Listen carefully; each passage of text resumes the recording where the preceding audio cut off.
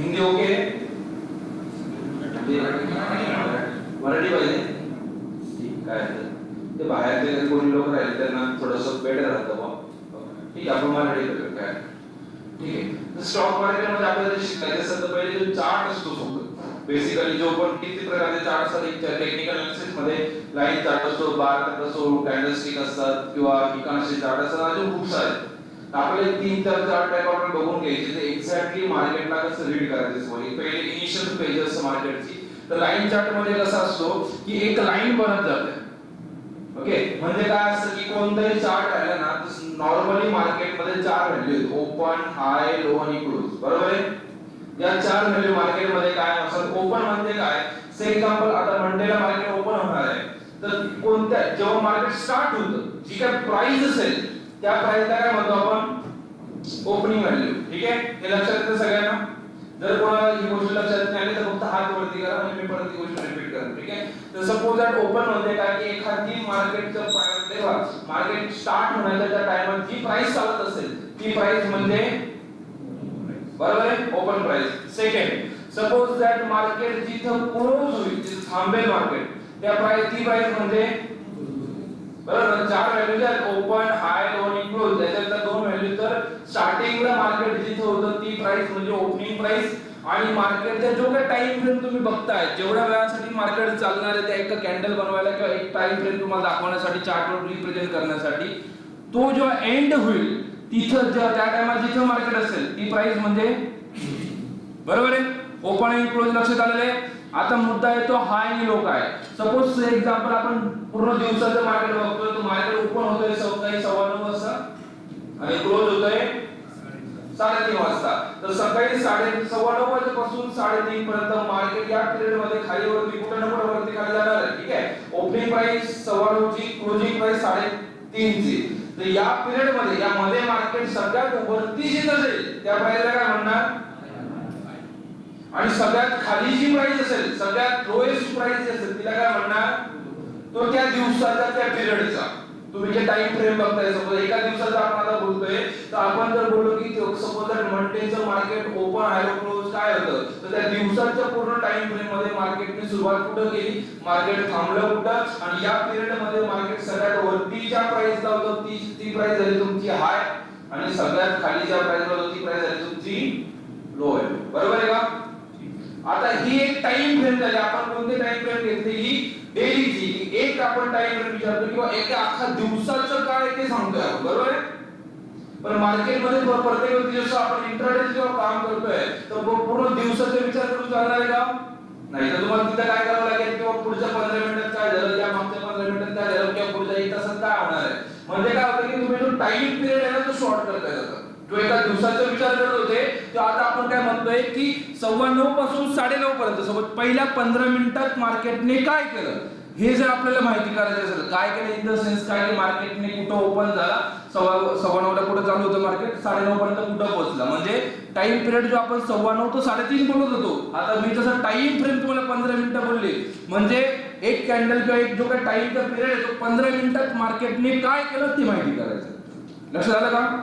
म्हणजे time frame म्हणजे फक्त काय की एंड टाइम कमी जास्त होतोय starting time suppose market suppose एक आपण 10 वाजता आपण बोललो तर 10 वाजेपासून मी जर बोललो की टाइम फ्रेम 1 तासाची पाहिजे तर 10 तर 11 बरोबर आहे. एका तासात मार्केटने काय केलं सो असं आपण जेव्हा बोलतोय 10 वाजेपासून 11 वाजेपर्यंत मार्केटने काय केलं या टाइम फ्रेम मध्ये आपल्याला बघायचंय तर ओपनिंग प्राइस जी असेल ती कधीची राहिलो सकाळी 10 वाजची क्लोज 11 ची आणि हाय लो 10 आणि 11 च्या दरम्यान मार्केट सगळ्यात वरती ज्या प्राइसला असेल ती प्राइस तुमची हाय आणि सगळ्यात खाली ज्या प्राइसला असेल ती प्राइस तुमची बरोबर आहे का.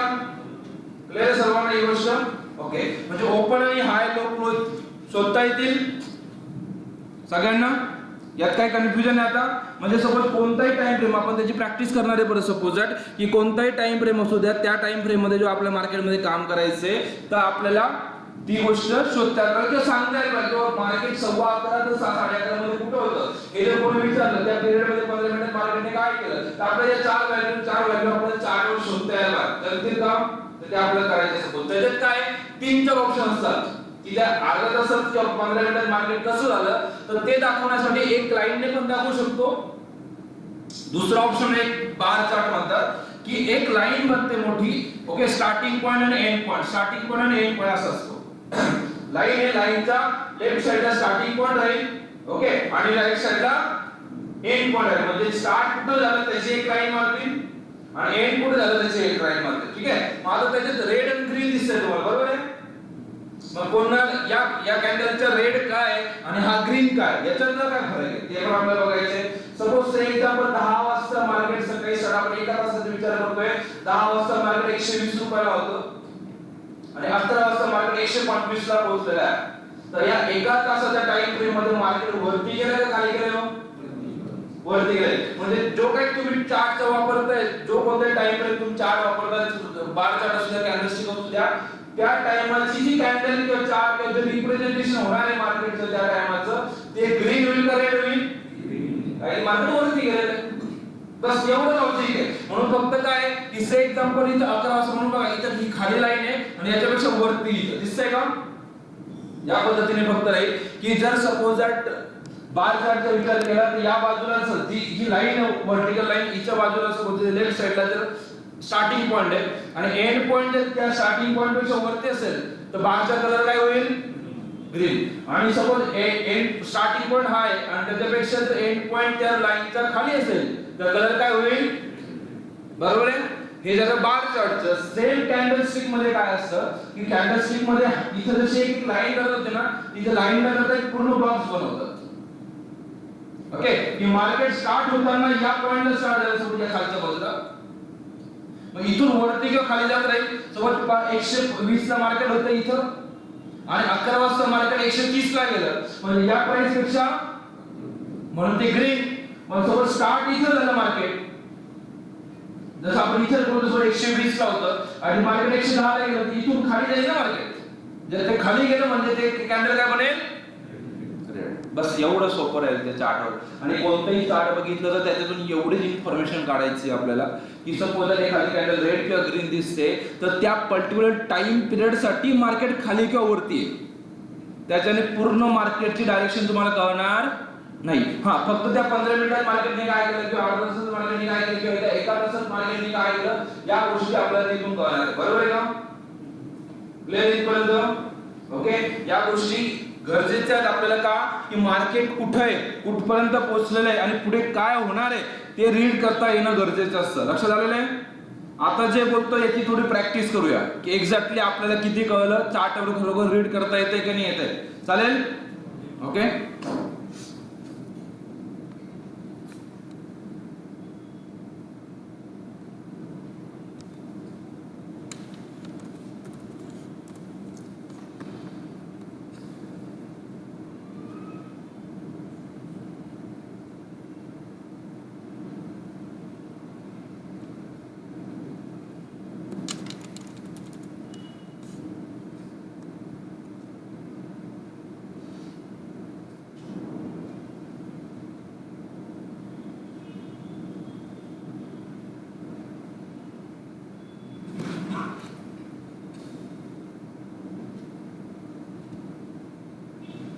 हे बघा टाइम फ्रेम जे मी कधीच बोलत होतो तुम्हाला, टाइम फ्रेम आपल्याकडे काय काय अवेलेबल बघा. कोणत्याही कंपनीचे इथे एक सिम्बॉल दिसेल, जसं मी आता निफ्टी फ्युचरचं लावले म्हणून ते इथं येते. सपोज एक्झाम्पल मी जे चार्ट बदलतोय आणि आयशर मोटरवर क्लिक करतोय सपोज तर इथं बघा, इथं आयशर मोटर दिसतंय का? बरोबर आहे. सेम सपोज मी रिलायन्स कॅपिटलवर क्लिक करतोय तर रिलायन्स कॅपिटल दिसेल आपल्याला. दिसतंय? या पद्धतीने फक्त कंपनीचे नाव इथं दिसणार आहे आणि त्याच्या बाजूला इथे काय दिसतंय तुम्हाला? तो जो बॉक्स आहे तो डी जो लिहितोय ना, तर ती डेली चार्ट एक कॅन्डल जसं सपोज डी आलेला आहे म्हणजे सपोज एक कॅन्डल जी बनलेली एक बनलेले ते काय टाइम फ्रेम कोणती आहे? एका दिवसाची. म्हणजे एक बॉक्स एक दिवसाचा आहे. बरोबर आहे. पण माझा इंटरेस्ट जर सपोज असं नसेल की मला एक कॅन्डल एक बॉक्स जर एका मिनिटाचा हवा असेल तर मी काय करेल, टाइम फ्रेम कोणती सिलेक्ट करेल? 1 मिनिट. नवीन लोकांना कळतंय का? ओके, जसं मी इथे 1 मिनिट सिलेक्ट करून देईल, इथं बघा इथं 12 वाढून जातील सपोज थोड्या वेळासाठी.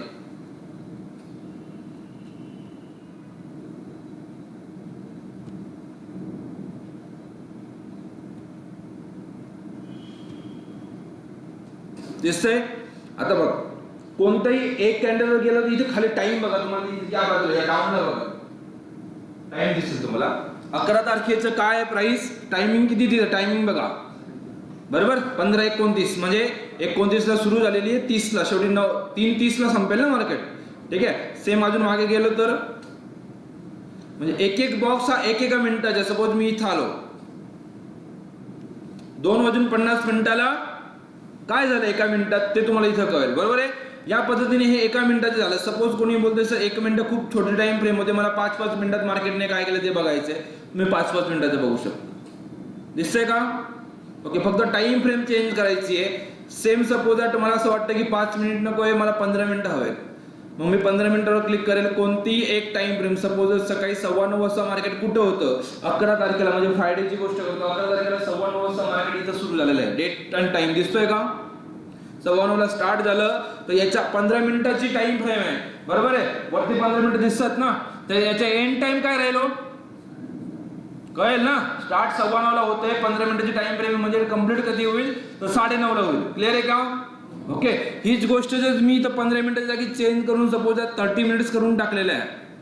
ठीक आहे, टाइम फ्रेम कितीची आहे 30 मिनिटाची बरोबर आहे. स्टार्ट 9:15ला झालेला आहे, किती वाजता कंप्लीट होईल 9:25 बरोबर आहे. म्हणून पुढची कॅन्डल कधी सुरू होईल दिसतंय का? क्लिअर आहे? ही गोष्ट जमेल का सगळ्यांना? चार्टवर घरी जाऊन आपल्याला ही चार्ट करायचंय, बघायचंय. ज्यांचं डीमॅट अकाउंट ओपन असेल तर ठीक आहे, काही प्रॉब्लेम नाही, तुमच्याकडे जो ब्रोकर असेल त्याच्यावर तुम्हाला हा चार्ट दिसेल. किंवा ज्यांचं डीमॅट अकाउंट ओपन नसेल त्यांनी आता मोबाईल मध्ये आले सावध डाउनलोड स्टार्ट करायचंय. मार्केट पल्स करून एक ऍप आहे, माहिती आहे? भरपूर लोकांना माहिती असेल तर आजूबाजूच्या लोकांना सांगा, कारण की आपण याच्या पुढे जे काय करणार आहे, मी इथं जी प्राइस होते ती तुम्हाला पण तुमच्या चार्ट मध्ये बघायचं आहे.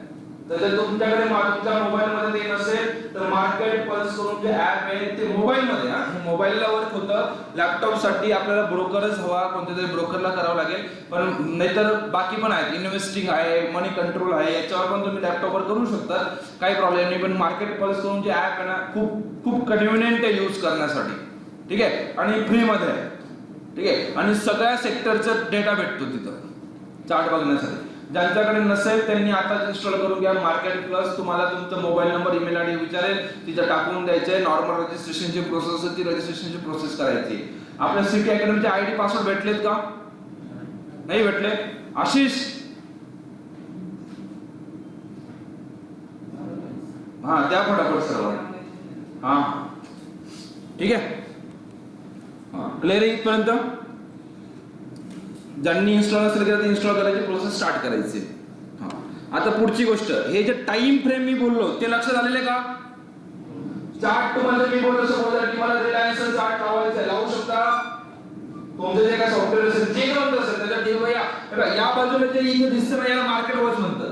म्हणजे काय ही मार्केट वॉच म्हणजे काय की आपल्याला बघ 60 जेवढे पण स्टॉक आहे सगळे बघायची गरज नाही. आपला जो इंटरेस्ट आहे, सपोज एक्झाम्पल मी ते असं इथं मार्केट वॉचला वेगवेगळं नाव दिलेलं आहे. माझे फेवरेट एक मार्केट वॉच असेल, करन्सीसाठी सेपरेट मार्केट वॉच आहे, कम्युनिटी मार्केटची एक वेगळी वॉच मी बनवलेली आहे. अशा पद्धतीने इंडायसेस मध्ये जनरल जेवढे पण मी स्टॉक बघतो रोजच्या रोज, मी ज्यांना स्कॅन करतो, मी बघत असतो, ती पूर्ण स्टॉकची इथे लिस्ट आहे.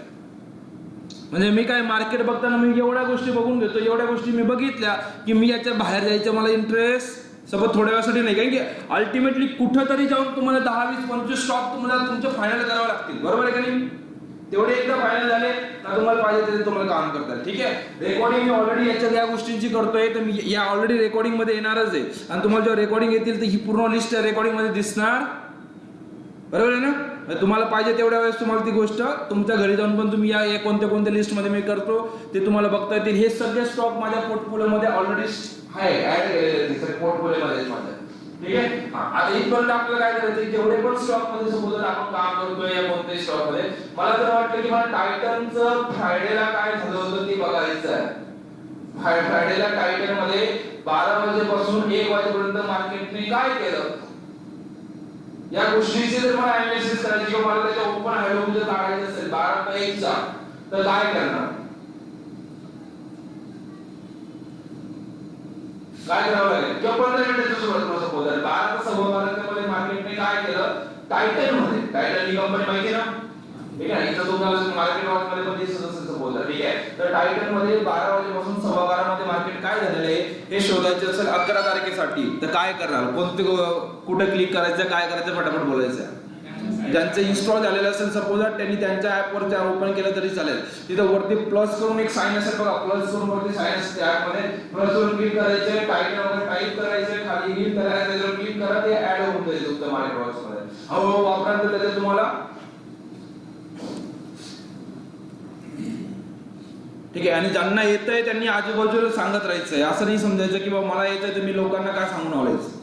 ज्यांना टेबल पाहिजे असेल इथं पुढे 2 चेअर खाली आहेत बघा, इथं आहेत बघा, ठीक आहे.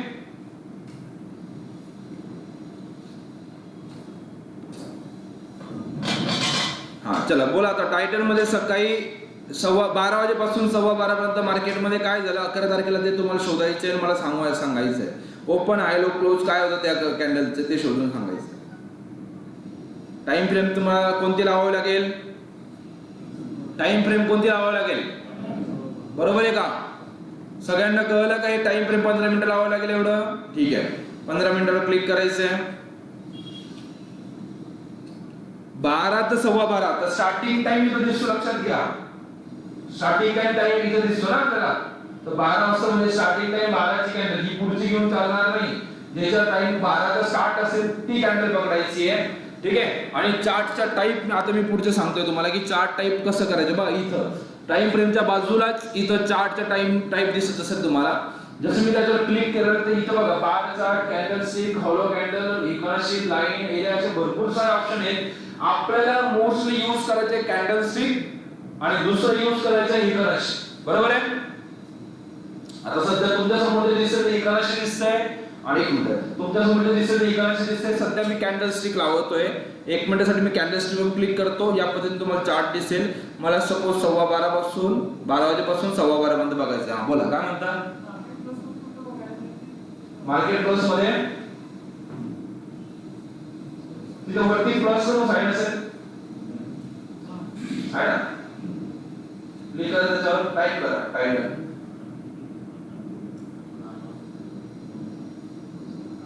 सापडलं का? आता ते बघा एक वेळेस तुम्ही ते केलं ना त्यानंतर ते जसं मी इथं कर्सर आणतोय बघा, जसं तुम्ही क्लिक करा चार्ट ओपन होईल, पण तुम्ही तेव्हा त्याच्यावर क्लिक करत असाल ना तर त्याच्यावर काही दिसत नसेल, बरोबर आहे ना. काय करायचं आहे, हे असा कर्सर पाहिजे आपला क्रॉस, बरोबर आहे. चार्ट वर ना बाजूला जेव्हा तुम्ही कोणता चार्ट ओपन कराल तर त्याच्या बाजूला इथं बघा इथून गोल सर्कल दिसत असेल, गोल सर्कल आणि असे 4 लाईन असे टिक टिक टिक केलेले आहेत, त्याच्यावर क्लिक करा म्हणजे तुम्हाला असा कर्सर भेटून जाईल, असं क्रॉस. या बाजूला बघा मोबाईलचं इथून जो व्ही काढले ना, व्हीच्या बाजूला गोल एक सर्कल डॉटेड सर्कल आहे, त्याच्यावर क्लिक करायचं आणि त्या चार्टवर मग तुम्हाला म्हणजे पुढे मागे टाइम फ्रेम तुम्हाला ती बघता येतात. जसं बोललो मी याच्यावर क्लिक केलेलं आहे तर तुम्हाला बघा असं या पद्धतीने असं क्रॉस दिसत आहे. मग तुम्हाला पाहिजे तुम्ही ज्या ज्या इकडे तिकडे सरकवलं ना तर ज्या टाइम फ्रेमवर पाहिजे त्या टाइम फ्रेमवर तुम्ही जाऊ शकता. एक 15-20 मिनिट लागेल आपल्याला, पण ही गोष्ट खूप महत्त्वाची आपल्याला पुढे सरकायची आहे. सगळ्यांनी ही प्रॅक्टिस करायची आहे. ओके, मला टायटनचा ओपन हाय लो क्लोज तुम्हाला तुमच्या नोटबुक असेल त्याच्यावर नोट डाउन करून घ्या पाहिजे. इथं प्लस आहे ना, इथं जरा टायटन टाइप करा. टायटन टाइप केलं तर क्लिक करा ना आपल्याला. हां तुम्ही इक्विटी कॅश घ्या तर ते इक्विटी कॅश घ्या ना. टायटन टाइप करा. बघा त्याच्यात डेट वगैरे पण विचारत असेल आपल्याला इक्विटी घ्यायचं सध्या, बरोबर आहे. इक्यू जो दिलं असेल ना ते घ्यायचं आहे.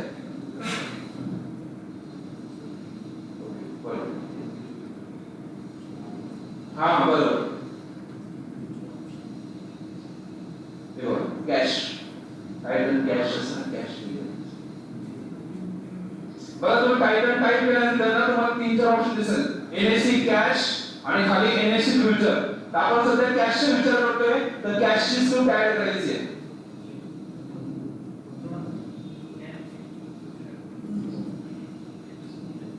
NAC कॅश काय इन्स्टॉल केलं तुम्ही मार्केट पल्स इन्स्टॉल केला हा टायटल टाइप करा क्लिक करा सिलेक्ट करा करा सिलेक्ट ओके नाही आलं का तुमचं ते ओके NAC आलेलं आहे ना हा ठीक बरोबर नाही आम्ही ऑलरेडी ऍड होऊन गेला ना सपोज एक मिनिट परत तुम्हाला बघायचं ऑप्शन प्लस क्लिक करा आणि सपोज एक दुसरी रिलायन्स टाइप करा कोणते पण कंपनी टाइप करा हा ते दोन ऑप्शन असतात रिलायन्स टाइप करा त्याच्यावर क्लिक करा रिलायन्स आला असेल काहीतरी करा क्लिक करा क्लिक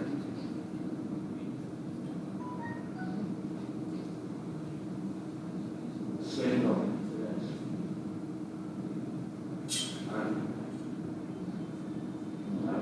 रिलायन्स इंडस्ट्री ठीक आहे आता NAC कॅश आणि NAC मध्ये फ्युचर पण आपण सोबत आता आयबॉम वगैरे येते ना आपल्याला फक्त रिलायन्स हवं आहे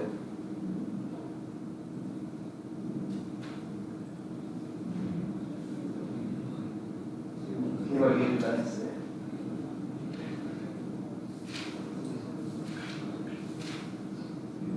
रिलायन्स ऑलरेडी ऍड आहे इज ऑलरेडी ऍड आहे is back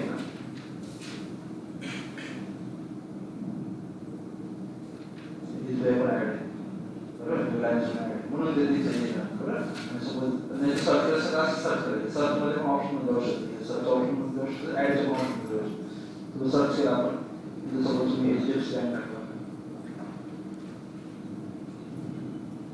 NAC cash NAC future आपल्याला सध्या कॅश घ्यायचे मग फ्युचर मध्ये काय की एक्सपायरी असेल त्याची कॅश करायचं तुम्ही याच्यावर क्लिक केलं नाही आता तुम्हाला वाटत असेल तर डायरेक्ट चार्ट बघू शकते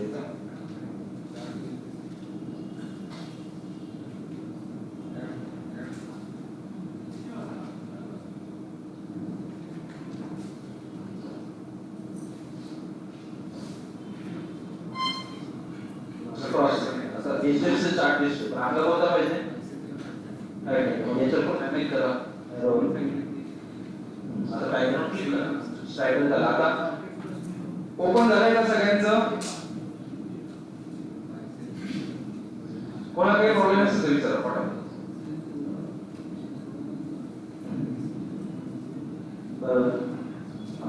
आपल्याला टायटल पाहिजे ना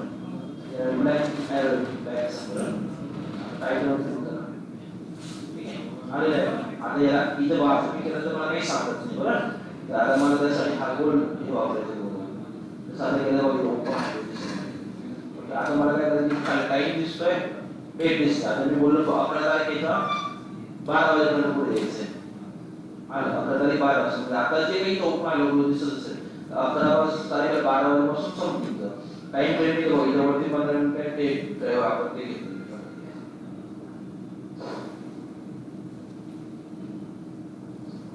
ही इक्विटीज आहे इथं एक्सपायरी नाही येणार ना हे बघ इथं टायटल 21 जानेवारी ही कॅश हा ते कॅश मग ते NAC लिहून आलं ना ते कॅश आणि NFO म्हणजे NSC फ्युचर ऑप्शन ते फ्युचर ठीक मग ते NAC लिहून आलं तर कॅश अजून कोणाला काय डाऊट आहे का हा बरोबर चार्ट बघून करा आता तुम्हाला 12 तारखेचं 12 वाजता 11 तारखेचं 12 वाजताची कॅन्डल शोधायची पहिले तर टाइम फ्रेम बघायचा आहे आता बघ इथं गेलं तर तुम्हाला कोणतं टाइम दिसेल कॅन्डल स्टिकचा चार्टचा टाइम दिसेल ठीक आहे दुसरं इथं टाइम फ्रेम दिसेल 1 मिनिट 15 मिनिट 15 मिनिट लावायची जसं तुम्ही आता 30 मिनिट गेलं तर एक कॅन्डल 30 मिनिट झाली 15 मिनिटाचा बघायचं तर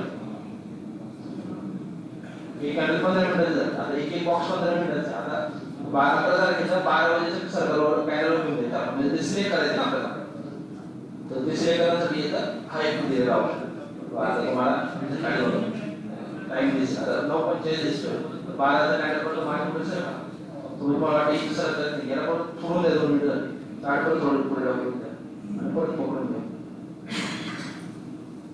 दिसतंय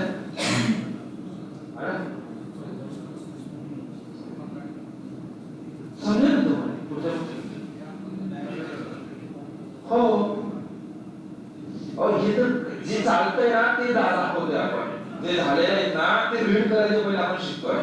जे चार मार्केट करतोय ना ते आपण रीड करतोय, मग पुढे काय होणार ते आपण टू वापरायचं. क्लिअर सगळ्यांना? त्या टेबलवर काही प्रॉब्लेम नाही.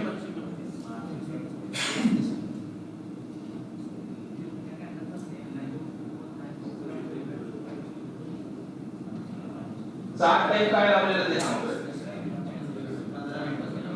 15 मिनिट टाइम फ्रेम बघा. जेव्हा मी चार्ट टाइम बोलतोय ना तो एक तर कॅन्डलस्टिक राहील, बार चार्ट राहील, काय असं बरं. तर जेव्हा आपण चार्ट ओपन करणार सपोज कोणता तरी तुम्ही, तर त्या या बाजूला सगळ्यात पहिला ऑप्शन जो ना बिल्डिंग सांगायचं पाऊस दिसणार आहे, त्याच्यावर तुम्हाला time frame candle type change करता येतो. त्याच्यावर क्लिक करा फर्स्ट ऑप्शन मध्ये. एक मिनिट एक काम करा, मार्केट प्लस जेवढ्या लोकांनी ओपन केले नाही कोणताही चार्ट ओपन करा. सुरुवातीला कोणताही चार्ट ओपन केला सगळ्यात पहिला ऑप्शनवर क्लिक करायचं, सगळ्यात फर्स्ट ऑप्शन जे चार्टचे तुम्हाला ऑप्शन दिसत असेल सगळ्यात पहिला ऑप्शनवर क्लिक करायचं आहे. ओके, तिथे तुम्हाला चार्टचे टाइप दिसते. सगळ्यात पहिला ऑप्शन कोणताही चार्ट असू दे काय प्रॉब्लेम नाही. सगळ्यात पहिला ऑप्शन काय आहे? कॅन्डलस्टिक, विकासशी. हे दिसतंय का सर्वांना? ओके, म्हणजे जेव्हा आपल्याला चार्टचा टाइम बदलायचा असेल ना तर तुम्हाला क्लिक करायचं आहे या पहिल्या ऑप्शनला, बरोबर आहे. जर आपल्याला टाइम फ्रेम बदलायची आहे तर पुढे क्लिक करणार, त्याच्या बाजूला सेकंड ऑप्शन आहे, त्याच्यावर क्लिक करा. सेकंड ऑप्शनवर तुम्हाला वेगवेगळे मिनिट, 1 मिनिट, 2 मिनिट, 5 मिनिट वगैरे असं दिसत असेल, बरोबर आहे. 1, 3, 5, 10, 15 म्हणजे तुम्हाला हवं जेवढे ऑप्शन दिलेले आहेत तेवढे टाइम फ्रेम तुम्ही लावू शकताय. आता मी टाइम फ्रेम कोणतं बोललेलं तुम्हाला, तर 15 मिनिटं सिलेक्ट करायचे. ठीक आहे.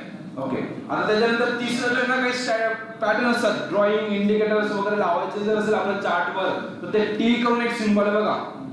ओके, तर आपल्याला काही कोणते एखादे इंडिकेटर प्लॉट करायचे असेल या चार्टवर तर तिथे ड्रॉइंग दिलेली आहे, कॅन्डल पॅटर्न दिलेले आहे, इंडिकेटर दिलेले आहे, आपण ते प्लॉट करू शकतो. ठीक आहे. आता सध्या गरज नाही आपल्याला.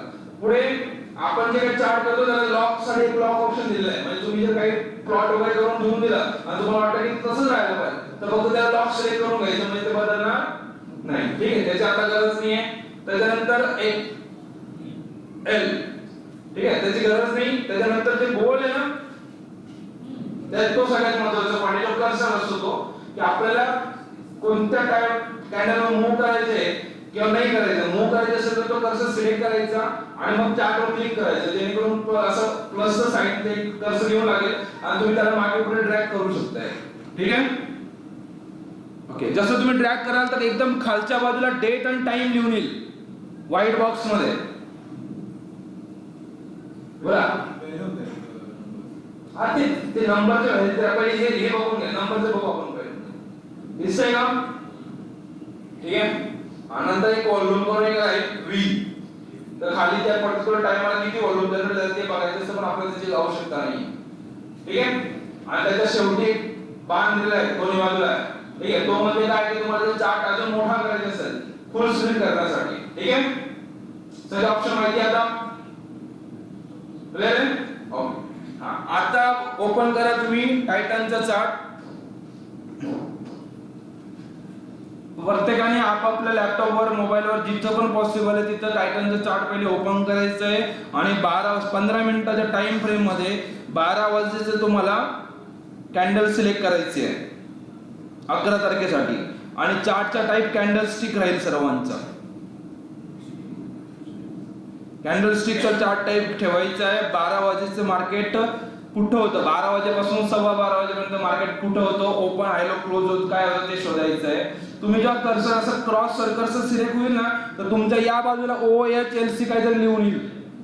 ठीक आहे. ती टाइम फ्रेम ते प्राइस आपण बघायची असते.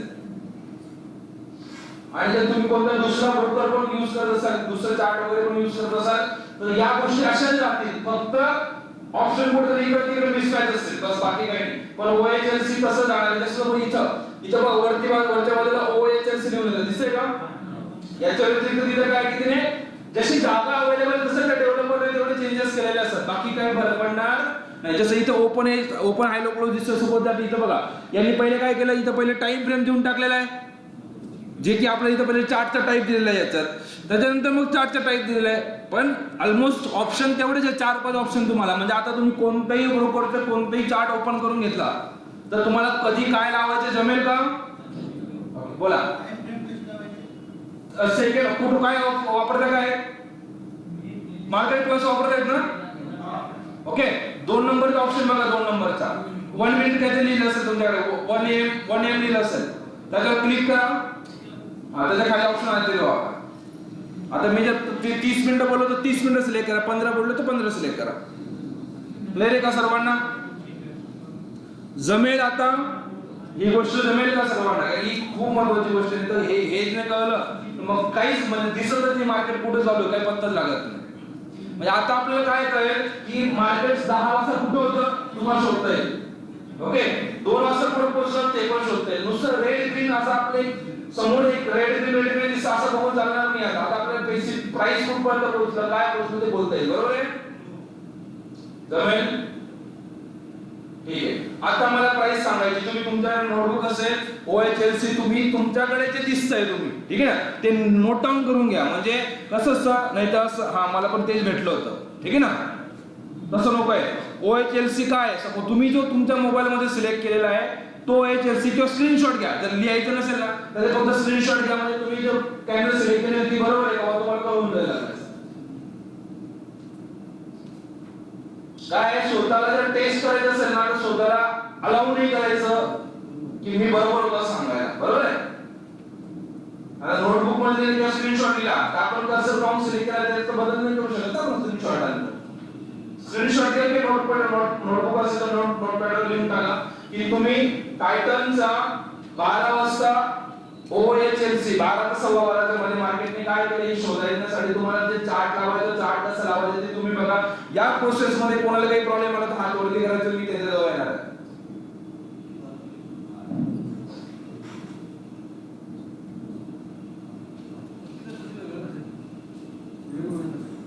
प्रत्येकाचं सेम येईल वेगवेगळं येत असेल तर आपण बघू ना कोणाचे मिस्टेक होतं ते तर आपण बघूया.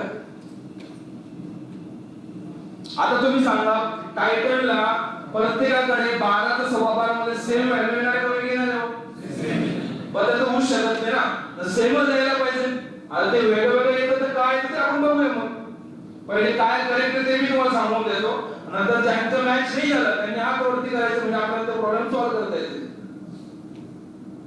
बोला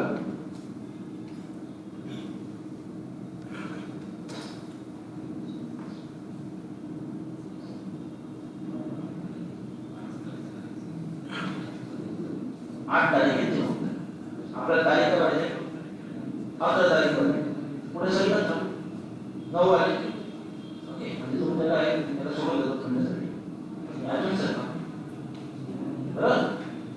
आता तुम्ही 11 तारीख आली 11 तारीख आली आता मग तुमचा एका 12 करते बघा कधी कधी वेगवेगळं दिसत असेल ना तर तुम्हाला डेट चेक करायची. डेट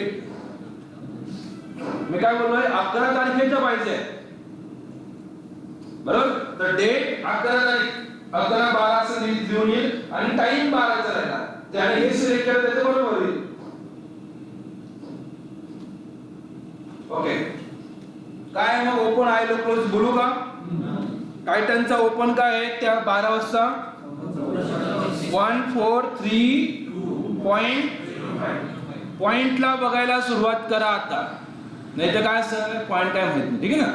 जे 0.05 वगैरे 2 डिजिट पर्यंत जरी रीड करायला स्टार्टिंग सुरुवात आजपासून करून टाकायची ठीक आहे. हाय काय 1434.50 ज्यांचं मॅच होत आहे ठीक आहे. नाही मॅच होत आहे त्यांनी फक्त हात वरती करायचा आहे ठीक आहे. ओके लो 1429 बरोबर आहे 1429. ओके आणि क्लोज आहे 1433.85. ज्यांच्या 4 व्हॅल्यू मॅच झाल्या काही प्रॉब्लेम नाही. त्यांची एकही व्हॅल्यू एक पण व्हॅल्यू मॅच नसेल 4 पैकी 3 मॅच झाल्या एक नाही मॅच झाली तरी हात वरती करायचं. किती मॅच झाल्या 4 नाही मॅच झाल्या. हा कारण की एक मॅच होईल आणि असं होणार नाही ठीक आहे. एक तर सर्व मॅच होतील नाही एकही मॅच नाही. बरोबर पहिली गोष्ट चार्ट दाखवतो तुम्हाला 15 मिनिटं आहे. तुम्ही कोणती कॅन्डल सिलेक्ट केली ते पहिले हो ना. कॅन्डल सिलेक्ट केली पण तुम्ही कर्सर कोणत्या कॅन्डलवर ठेवलं ओपन आहे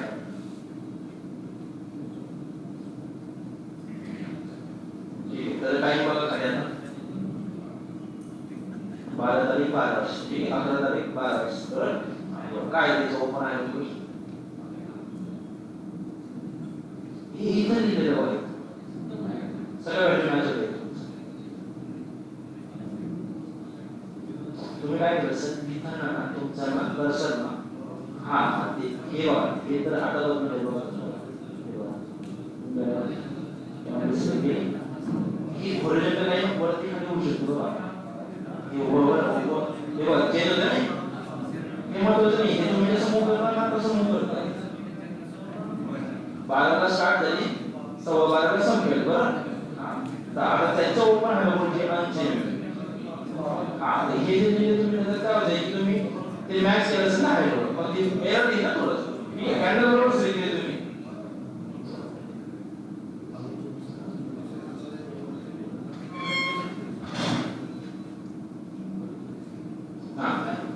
एखादं जर तुम्ही 0 ला की अजून दुसरं एखादं ओपन केलं असेल ना थोडंसं एक 10-20 शीघ्र होऊ शकतो काही प्रॉब्लेम नाही टाइम फ्रेम बरोबर सिलेक्ट केली 15 मिनिटाची ठीक आहे आणि ओएचएलसी म्हणजे 12 बरोबर आहे बाकी सर्व बरोबर ते चालतं काय प्रॉब्लेम तुमचं काय हा तर आता पुढे जाता येईल तुम्हाला जी कॅन्डल बरोबर सिलेक्ट केली होती का कोणती कॅन्डल सिलेक्ट केली दाखवा 12 ओएचएलसी काय बरोबर बरोबर भेटला तर तुमचं मागे पुढे सरकून गेलं असतं ते बघायचं की आपण कर्सर बरोबर त्याच्यात ठेवलेलं आहे काही प्रॉब्लेम आहे तुम्हाला हे जमतंय का याच्यात काही प्रॉब्लेम नाही आहे काय काय काय काही गरज नाही त्याची इथपर्यंत क्लिअर आहे अजून वेगवेगळे ऑप्शन इथे येतात सर जसं तुम्ही जेवढे वेगवेगळे सॉफ्टवेअर वापराल ना इथं सेटिंग येईल इथं झूम येईल मग इथं स्क्रीनशॉट घ्यायचे असेल तर काय असेल याला नवीन टॅब मध्ये ओपन करायचं असं काही ना काही ऑप्शन प्रत्येकाने आपापल्या सॉफ्टवेअर मध्ये ऍड केलेले असतात मोस्टली आपल्याला 3-4 ऑप्शन असतात तेवढे तुम्ही कोणत्याही टर्मिनलला गेले तर तुम्हाला हे यूज करायचं आहे जमलं एवढं ठीक आहे म्हणजे आपल्याला आता चार्ट रीड करता येणार आहे बरोबर आहे आता मी same time frame same time सांगतोय काही फरक पडणार नाही फक्त मी टाइम बदलेल की 2 वाजल्यापासून 2:15 पर्यंत टायटनच सांगायचं आहे आणि 11 डिसेंबरच सांगायचं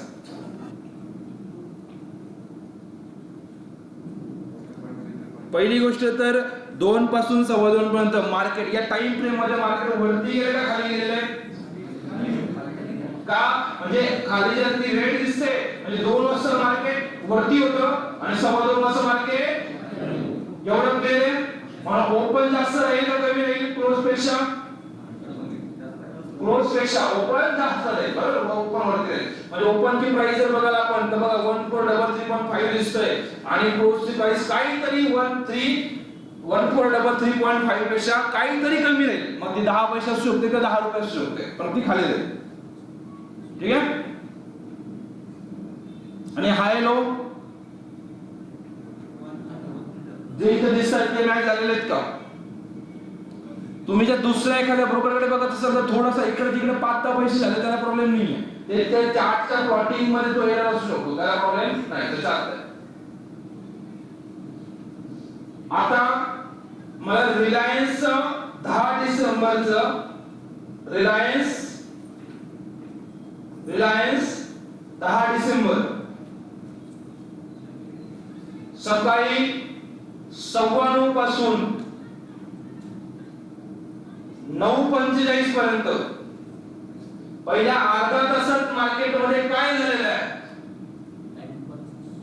9:15 ते 9:45 फर्स्ट अर्धा तास ठीक आहे फर्स्ट हाफ एन आवर मध्ये 10 डिसेंबरला डेट लक्षात घ्या 10 डिसेंबर सकाळी 9:15 तर 9:45 पर्यंत या अर्ध्या तासात मार्केटने काय केलं स्ट्रिपचे नाव काय बोललेलं आहे रिलायन्स मग चार्ट बदलावा लागेल का कोण चार्ट चालणार आहे बदलावा लागेल तर रिलायन्सचा चार्ट लावायचा आहे जर मार्केट वॉच मध्ये ऑलरेडी असेल तर ठीक आहे नसेल तर ऍड करावं लागेल सपोज जर तुमच्याकडे नसेल तर तुम्हाला ऍड करायचं सांगतोय जसं सपोज इथं माझ्याकडे जर रिलायन्स नसेल तर मी काय करेल इथं मला प्लसचं साइन दिलेलं आहे याच्यावर क्लिक करेल आणि इथं मला पाहिजे ती कंपनीचे नाव टाकेल, तिथं दिसेल लिस्ट झाली का तिला फक्त ऍड वर क्लिक केल्यावर येऊन लागेल. जसं मी इथं रिलायन्स टाकतोय सपोज ॲट, ठीक आहे, ऑलरेडी आहे म्हणून तो आहे. जर नसेल तर मी काय केलं असं त्याच्यावर ऍडचं ऑप्शन असं फक्त क्लिक करून ऍड होऊन जातं ते तिथं. ठीक आहे,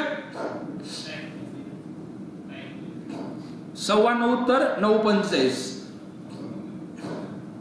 9:15 तर 9:45. आता तुम्ही सांगा टाइम फ्रेम कोणती वापरायला? असं झालं सगळ्यांना, 30 मिनिटाचा विचारतो म्हणून 30 मिनिटाचा टाइम फ्रेम वापरा. डेट कोणती राहील?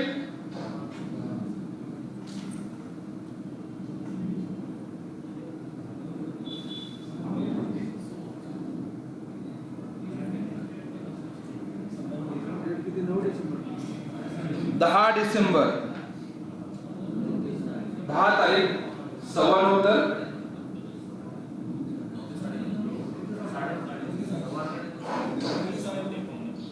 त्याच्यासाठी विचारलंय ह्या गोष्टी. हा जो आहे म्हणजे ही गोष्ट मी आता नाही सांगितली तरी तुम्ही घरी जाऊन मग असं एक वेगळं दिसतं बरोबर ना, तर ती मला क्लिअर करायची म्हणून मी तसं टाइम फ्रेम सांगितले.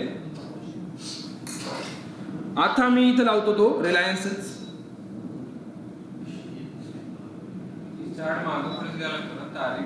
सर ते मागे पुढे जर गेलं ना तर याला सोडून द्यायचं आणि मागे पुढे करून घ्यायचं तुमचं आणि परत त्याला पकडून घ्यायचं.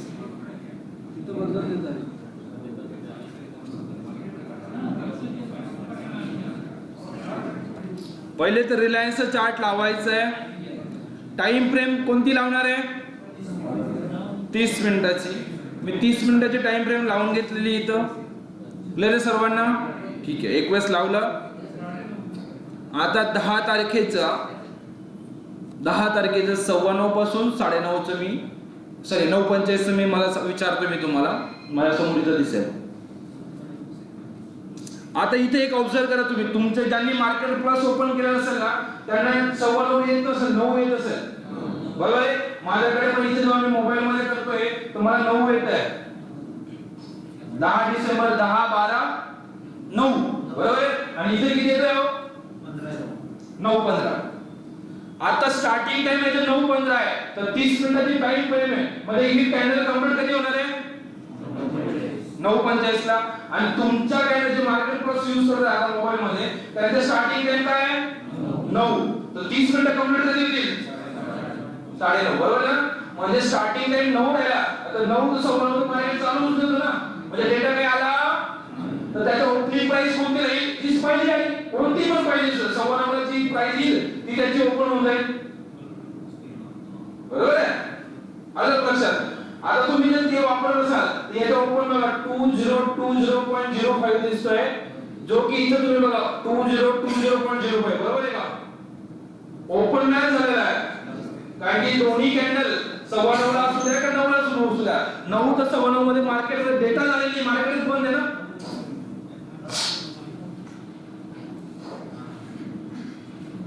सव्वा 9 ला मार्केट, तुम्ही स्टार्टिंग 9:15 पासून करा की 9 पासून करा, डेटा तर 9:15 ला देणार आहे मार्केटमध्ये. म्हणून ओपन प्राइस सेम आहे 2020.05. आता मुद्दा काय येतोय की यांनी हे दोन प्रकारे चार्ट बनतात. ऍक्च्युअली 30 मिनिट जेव्हा आपण यूज करतो ना तेव्हा दोन प्रकारचे चार्ट बनतात. कसं की ऍडजस्ट टू मार्केट आवर्स, म्हणजे काय की मार्केट जसं स्टार्ट झालेलं आहे तो स्टार्टिंग टाइम बघला जाते की 9:15 तर पहिली कॅन्डल 9:45 ला बनेल. ठीक आहे, याला म्हणतात ऍडजस्ट टू मार्केट आवर्स. म्हणजे मार्केट जसं चालणार आहे तशा पद्धतीने अर्धा तासाचे कॅन्डल बनवतात. म्हणजे 9:15 ला सुरू झालं तर पहिली कॅन्डल 9:45 ला बनेल, दुसरी कॅन्डल 9:45 ला 9:15 बनेल. ठीक आहे, आणि यांनी ऍडजस्ट टू टाइम, जी क्लॉक आपली चालते ना त्या क्लॉक नुसार की पहिला 9 तर 9:30, 9:30 तर 10, 10 तर 10:30, 10:30 तर 11. म्हणजे याच्यावर जर तुम्ही गेले तर 9:15 पासून पहिली कॅन्डल बनेल 9:45 ला, दुसरी कॅन्डल सुरू होईल 9:45 ला. दिसतंय का? ओके, ती कंप्लीट कधी होईल? 10:15 ला. तिसरी सुरू जाईल 10:15 ला, कंप्लीट कधी होईल? बरोबर आहे. या पद्धतीने कंटिन्यूस करत करत करत करत शेवटची कॅन्डल 2:45 ला स्टार्ट होईल, 3:15 ला कंप्लीट होईल आणि लास्ट सगळ्यात शेवटची 3:15 ला स्टार्ट होईल, कंप्लीट कधी होईल? 3:30 यांच्या हिशोबाने ते 3:45 पर्यंत घेतात सपोज, पण 3:30 ते 3:45 मार्केटमध्ये डेटा येणार आहे का? 3:30 ला बंद होऊन जाणार आहे. म्हणजे शेवटची कॅन्डल ही 15 मिनिटाची बनवत आहे, अर्धा तासात पण, कारण मार्केट डेटा देतच नाही आहे. आणि तुम्ही जे मार्केट क्रॉस मध्ये बघता ते काय करताय की पहिली कॅन्डल 15 मिनिटाची बनवून टाकताय, कारण मार्केट 9:15 ला सुरू करतोय. बरोबर, जर ते 9:15 ला सुरू होणार नाही, मार्केट 9 ला सुरू झाला तर हा डिफरन्स आहे ना. पॉईंट लक्षात झाला की घरी जाऊन केव्हा होण्यापेक्षा आता ते क्लिअर केलेलं जास्त बेटर होतं. बरोबर आहे. तर तुम्हाला काय बघायचं, जेव्हा पण तुम्ही 30 मिनिटाचे टाइम फ्रेम बघतायत ना, एक गोष्ट लक्षात घ्यायची आहे की आपण चार्ट कोणता बघतोय, की ऍडजस्ट टू मार्केट आवर्स आहे. म्हणजे मार्केट आवर्स टू ऍडजस्ट म्हणजे काय की 9:15 ला मार्केट सुरू झाला ना, तर पहिली कॅन्डल ही 9:15 ला सुरू होईल. तर मार्केट नुसार आपण अर्धा तास बनवतोय. बरोबर आहे. आणि जर तसं नसेल तर इथे 9 ला सुरू झालं, मार्केट किती पण वाजता सुरू होऊ द्या, 9 ते 9:30 पहिली कॅन्डल होईल, 9:30 ते 10 दुसरी बनेल, या पद्धतीने चालेल. याला म्हणतात की ऍडजस्ट टू क्लॉक किंवा टाइम जो असेल त्या पद्धतीनुसार. बरोबर आहे. जो स्टँडर्ड अर्धा तास आपण बनवतो तसं. क्लिअर आहे का सगळ्यांना ही पॉइंट? आहे डिफरन्स. आता हे 15 मिनिटात तो इश्यू आलाच नाही का? तुम्ही कोणतेही बनवा, 9:15 ते 9:30 पहिली एक बनवून जाते, त्यामुळे 15 मिनिटात तो प्रॉब्लेम आहे. क्लिअर आहे सगळ्यांना? सेम एका तासाचं पण घेतलं तरी काय होईल? इथं 9:15 तर 10:15 दाखवतील, आणि आपल्याकडे इथे ज्याच्यात काय दाखवतील 9 ते 10. हे 9:15 ते 10:15 करत करत 3:15 पर्यंत असं झालं. शेवटची कॅन्डल 15 मिनिटाची बनायला यायची. बरोबर आहे. आणि याच्यात काय करतील ते, पहिली कॅन्डल 9:15 म्हणजे 9 ते 10, 10 ते 11, 11 ते 12 अशा पद्धतीने चालेल. बरोबर आहे. तुम्ही कोणताही यूज करा, फक्त टाइम बघा. नाही तर माझा डेटा वेगळा येतोय, माझी क्लोजिंग वेगळी येते, अरे हे वेगळं काय चुकीचं दाखवत, असं चुकीचं दाखवत नाही. फक्त तुम्ही टाइम स्टार्टिंग कसं केलेलं आहे त्याच्यानुसार त्याचा ओपन आयलो बदलतील ना. 9 ते 9:30 मध्ये मार्केट जे होतं, सपोज या कॅन्डल यांनी काय केलं की सपोज आपण दाखवतो ना 9:15 ते 9:45 पर्यंत, 9:15 ते 9:45 पर्यंत मार्केटने काय झालं तर क्लोजिंग टाइमिंग काय याचा 9:45 इथं, आणि तुम्ही 9 ते 9:30 बघताय तर क्लोजिंग टाइमिंग काय आहे 9:30. तर क्लोज व्हॅल्यू बदलेल ना. बरोबर आहे. आणि हाय लो पण बदलू शकतो किंवा सेम पण राहू शकतो, डिपेंड करतं की ते हाय लो कधी बनवताय. बरोबर आहे. म्हणून ओपनिंग तर सेम आहे की मार्केट 9:15 ला सुरू होत आहे, त्यामुळे तो प्रॉब्लेम होणार. पॉईंट असं झालेलं सगळ्यांना. आता तुम्ही हे वापरा का हे वापरा, याच्यात काही खूप मोठा फरक पडणार नाही. फक्त तुम्ही टाइम फ्रेम बघताना ही गोष्ट लक्षात घ्यायची की आपण चार्ट रीड करतोय, तो चार्ट कोणता रीड करतोय, की अकॉर्डिंग टू मार्केट आपल्याला चार्ट तयार होतोय का अकॉर्डिंग टू जे स्टँडर्ड टायमिंग आहे त्याच्यानुसार चार्ट तयार होतोय, हे बघायचं फक्त. जर असं असेल तर तुम्ही क्रॉस चेक करता, असं म्हणता मी हा बघतोय तर मी क्रॉस चेक करता कसं बघितलं सेम मॅच होऊन लागेल. नाही तर मी सांगेल की मी स्टार्ट करतोय विथ क्लॉक आणि तुम्हाला सांगेल तुमचं डेटा रॉंग आहे, असं चालेल का? नाही. ही गोष्ट एक लक्षात ठेवायची, डोक्यात ठेवायची की बाबा आपण स्टार्टिंग 9:15 ला करतोय, 30 मिनिटाची घेतोय, म्हणजे पहिली कॅन्डल आपली 9:45 ला संपणार आहे, कारण हिने 9:15 स्टार्ट केलं. आणि जर 9 ला स्टार्ट केलं तर पहिली कॅन्डल आपली, हे लॉजिक आपल्याला आपलं डेव्हलप करायचं आहे. होऊन जाईल एवढं. म्हणजे कॅन्डल कशा बनतायत, कोणत्या टाइमाच्या बनतायत ते तुम्हाला जमायला पाहिजे. जमतंय का? क्लिअर आहे. आता मी बोलतोय की 9:15 ते 9:45 पाहिजे. कोणती स्टार्टिंगला नंबर लावला टायमिंग 9:15 कोणती कॅन्डल तीच येईल ना. अर्धा तास लावला तर चार्ट जसं बनतो तसंच येईल ना. तुम्ही इथे मार्केट प्लस मध्ये बघितलं सपोज आहे तर 9 ते 9:15, 9 ते 9:30 अर्धा तासात तशी कॅन्डल बनून जाईल.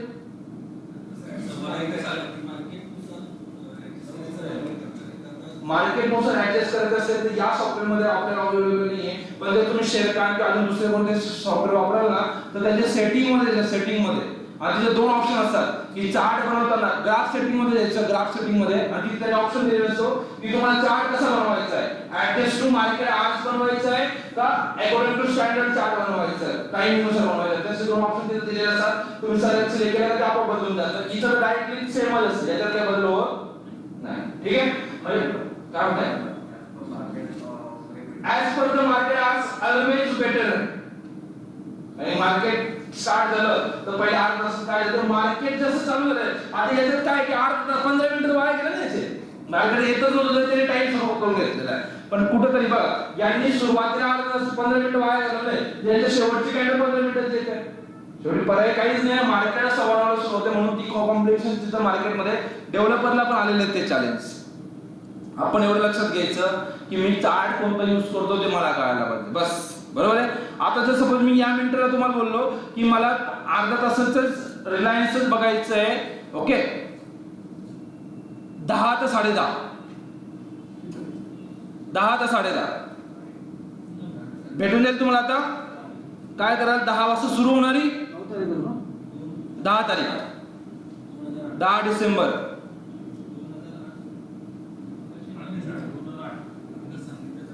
दहा ते 10:30 म्हणजे स्टार्टिंग टाइम 9 ते 9:30, 9:30 ते 10, 10 ते 10:30, बरोबर. तर ते आता मार्केट पासून तुम्हाला 10 ते 10:30 ची कॅन्डल भेटून जाईल. इथं तशी भेटणार नाही. मग मला 10 ते 10:30 घ्यायचंय तर इथे मी 9:45 चं 10:15 बघेल किंवा 10:15 म्हणजे मला त्याकडून 15 मिनिटं पुढे चालेल. आपल्याला त्याबद्दल पुढे जायचं, एवढंच फरक आहे. त्यात काय खूप मोठा फरक पडणार नाहीये. अनालिसिस मध्ये आपल्याला प्रॉब्लेम होणार नाहीये.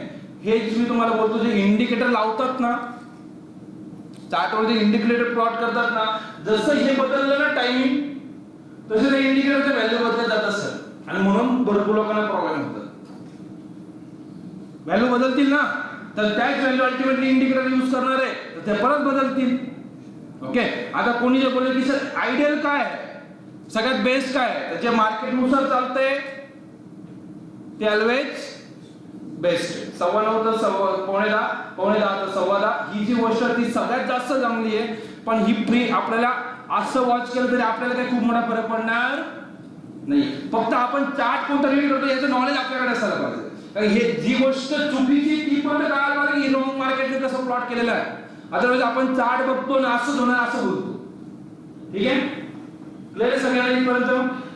तर पुढची लाईन मग कशी आपण सर्च करायची? कोणती? आता 9:15 मार्केट चालू होते, आपल्याला 10 ला एक बाय करायचं आहे आणि सेल करायचं आहे 11 ला. ते सिस्टीम कशी वापरायची? ते आता इथे फक्त चार्ट मी आता सध्या कुठपर्यंत आहे की आपल्याला ह्या सगळ्या गोष्टी तुमच्या समोर तर ज्यांनी आता जेव्हा 1 तास 10 वाजता तुम्ही आले होते तर तुम्हाला मी बोललो की 10 वाजता रिलायन्स मध्ये काय झालं सांगताला सगळ्यांनी. तर ते पहिले आपण करून घेऊया आणि मग अनालिसिस पुढे सुरू करूया. ठीक आहे ना. आता आपण कुठपर्यंत आहे की जे काही तुमच्या समोर घडतंय ना ऍटलीस्ट ते रीड करताय आता येईल तुम्हाला, बरोबर आहे. आणि केव्हाच ते होणार की अरे ही यांच्याकडचे चार्ट वेगळा दाखवते, माझ्याकडचे चार्ट वेगळा दाखवते, असं होणार आहे का? आता फक्त कॅन्डलचा स्टार्टिंग टाइम बघून जायचं. बघा तुम्ही ऑब्झर्व करायला लागल्यास की 10 तारखेचं जर तुम्ही बघाल 10 तारखेच्या मार्केट पॉस मध्ये जर बघाल तर अर्ध्या तासाच्या कॅन्डल मध्ये पहिल्या 2 कॅन्डल रेड आहेत, दिसतात का? 9 ते 9:30, 9:30 ते 10 2 कॅन्डल रेड आहेत. याच्याकडे काय हो, पहिली एकच कॅन्डल 9:15 ते 9:45 पर्यंत एक कॅन्डल रेड आहे, दुसरी कॅन्डल आणि टायमिंग बदलतोय त्यामुळे ओपनिंग आणि त्याची प्राइस बदलून जाते, त्यामुळे तो दाखवायची प्रोसेस बदलते. तो काय फरक म्हणजे नाही तर आपण काहीतरी वेगळा चार्ट बघतोय बुवा असं काही नाहीये. लक्षात आलंय का सगळ्यांना आता? आणि एक लक्षात घ्या, तुमच्यासाठी एक इझी गोष्ट मी सांगतो की आपल्याला 9 ते 3:30 चं जे मार्केट चालू आहे ना याचा टाइम फ्रेम आपल्याला 15 मिनिटच वापरायची आहे. त्यामुळे तुम्हाला खूप मोठा प्रॉब्लेम होणार नाही. आपल्याला कोणती टाइम फ्रेम वापरायची आहे? 15 मिनिटं. त्यामुळे तुम्ही हे वापरा, मला काही प्रॉब्लेम नाही. पण मी मुद्दा म्हणून ही प्रोसेस अशी होते जे आपल्याला माहिती असायला पाहिजे. क्लिअर आहे? जायचंय पुढे आता. ओके. आता 15 मिनिटाची टाइम फ्रेम लावा आणि 10:15 ते 10:30 मध्ये रिलायन्स मध्ये काय झालं ते सांगायचं. म्हणजे आता सगळ्यांना कळेल. बोला. 10 डिसेंबर 10:15 ते 10:30 15 मिनिटाची टाइम फ्रेम आहे. आता याच्यावर आणि याचं तुमचं मार्केट लॉस दोन्हीकडे सेम आहे ना. काही आता प्रॉब्लेम नाही. 15 मिनिटं 5 मिनिटं वर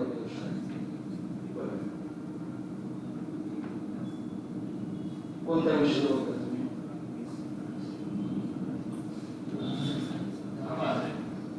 तिथं काय होतं?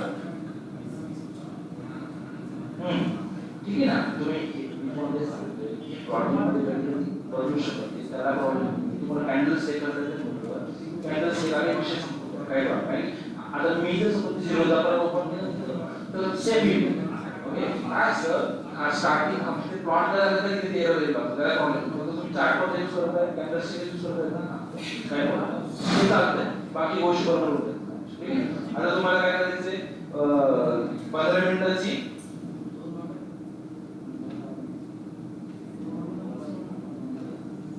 10 तारीख 10:15 ते 10:30. काय मिनिटांनी दिला होता? 10:15 ते 10:30 दिला होता ना?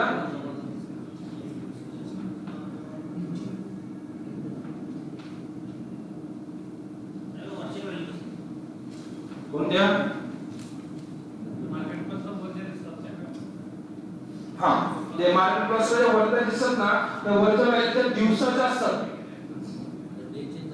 हा, डे चेंज झाला तर चेंज होते. बघा मार्केट प्लसच्या ज्या वरच्या व्हॅल्यू आहेत ना, वरच्या बाजूला इथं रिलायन्सच्या खाली तर 11 तारखेला ओपन आहे, डेलीच्या डेटा दिसतो तिथं.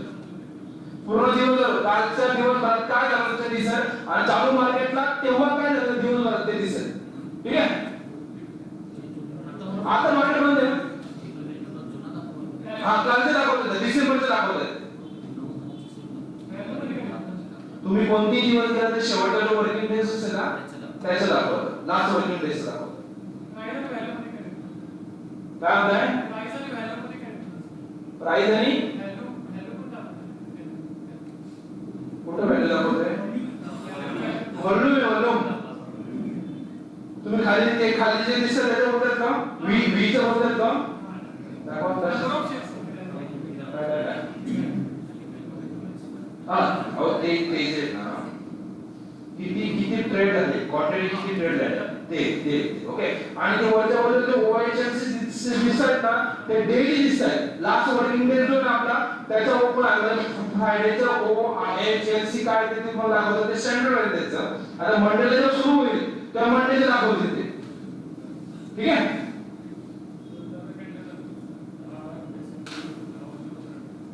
बरोबर बरोबर.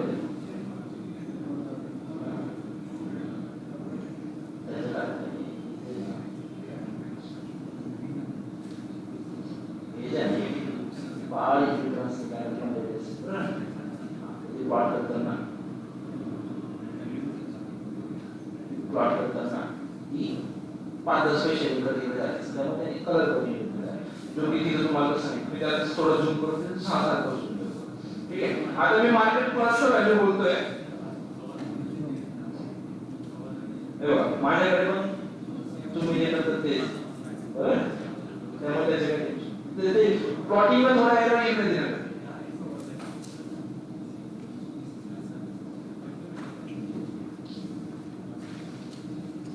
ओके, सांगू व्हॅल्यू 10:15 तर 10:30 10 डिसेंबर साठी ओपन होता 2008.75.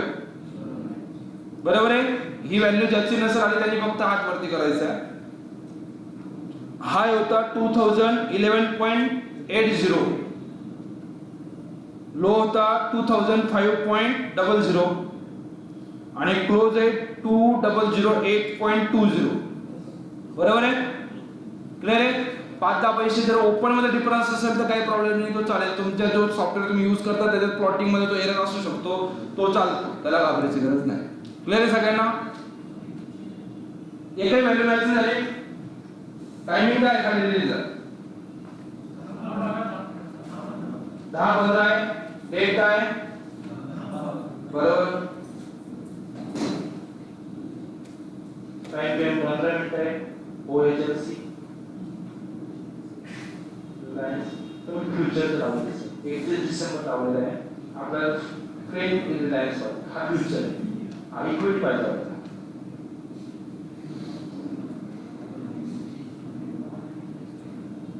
हा 2.8 ठीक, तो रिलायन्स देतो प्लॉटिंग मध्ये तो पर आता तुमचं तिथे ते समोरचे ते मॅच होतं तुम्हाला सांगतो.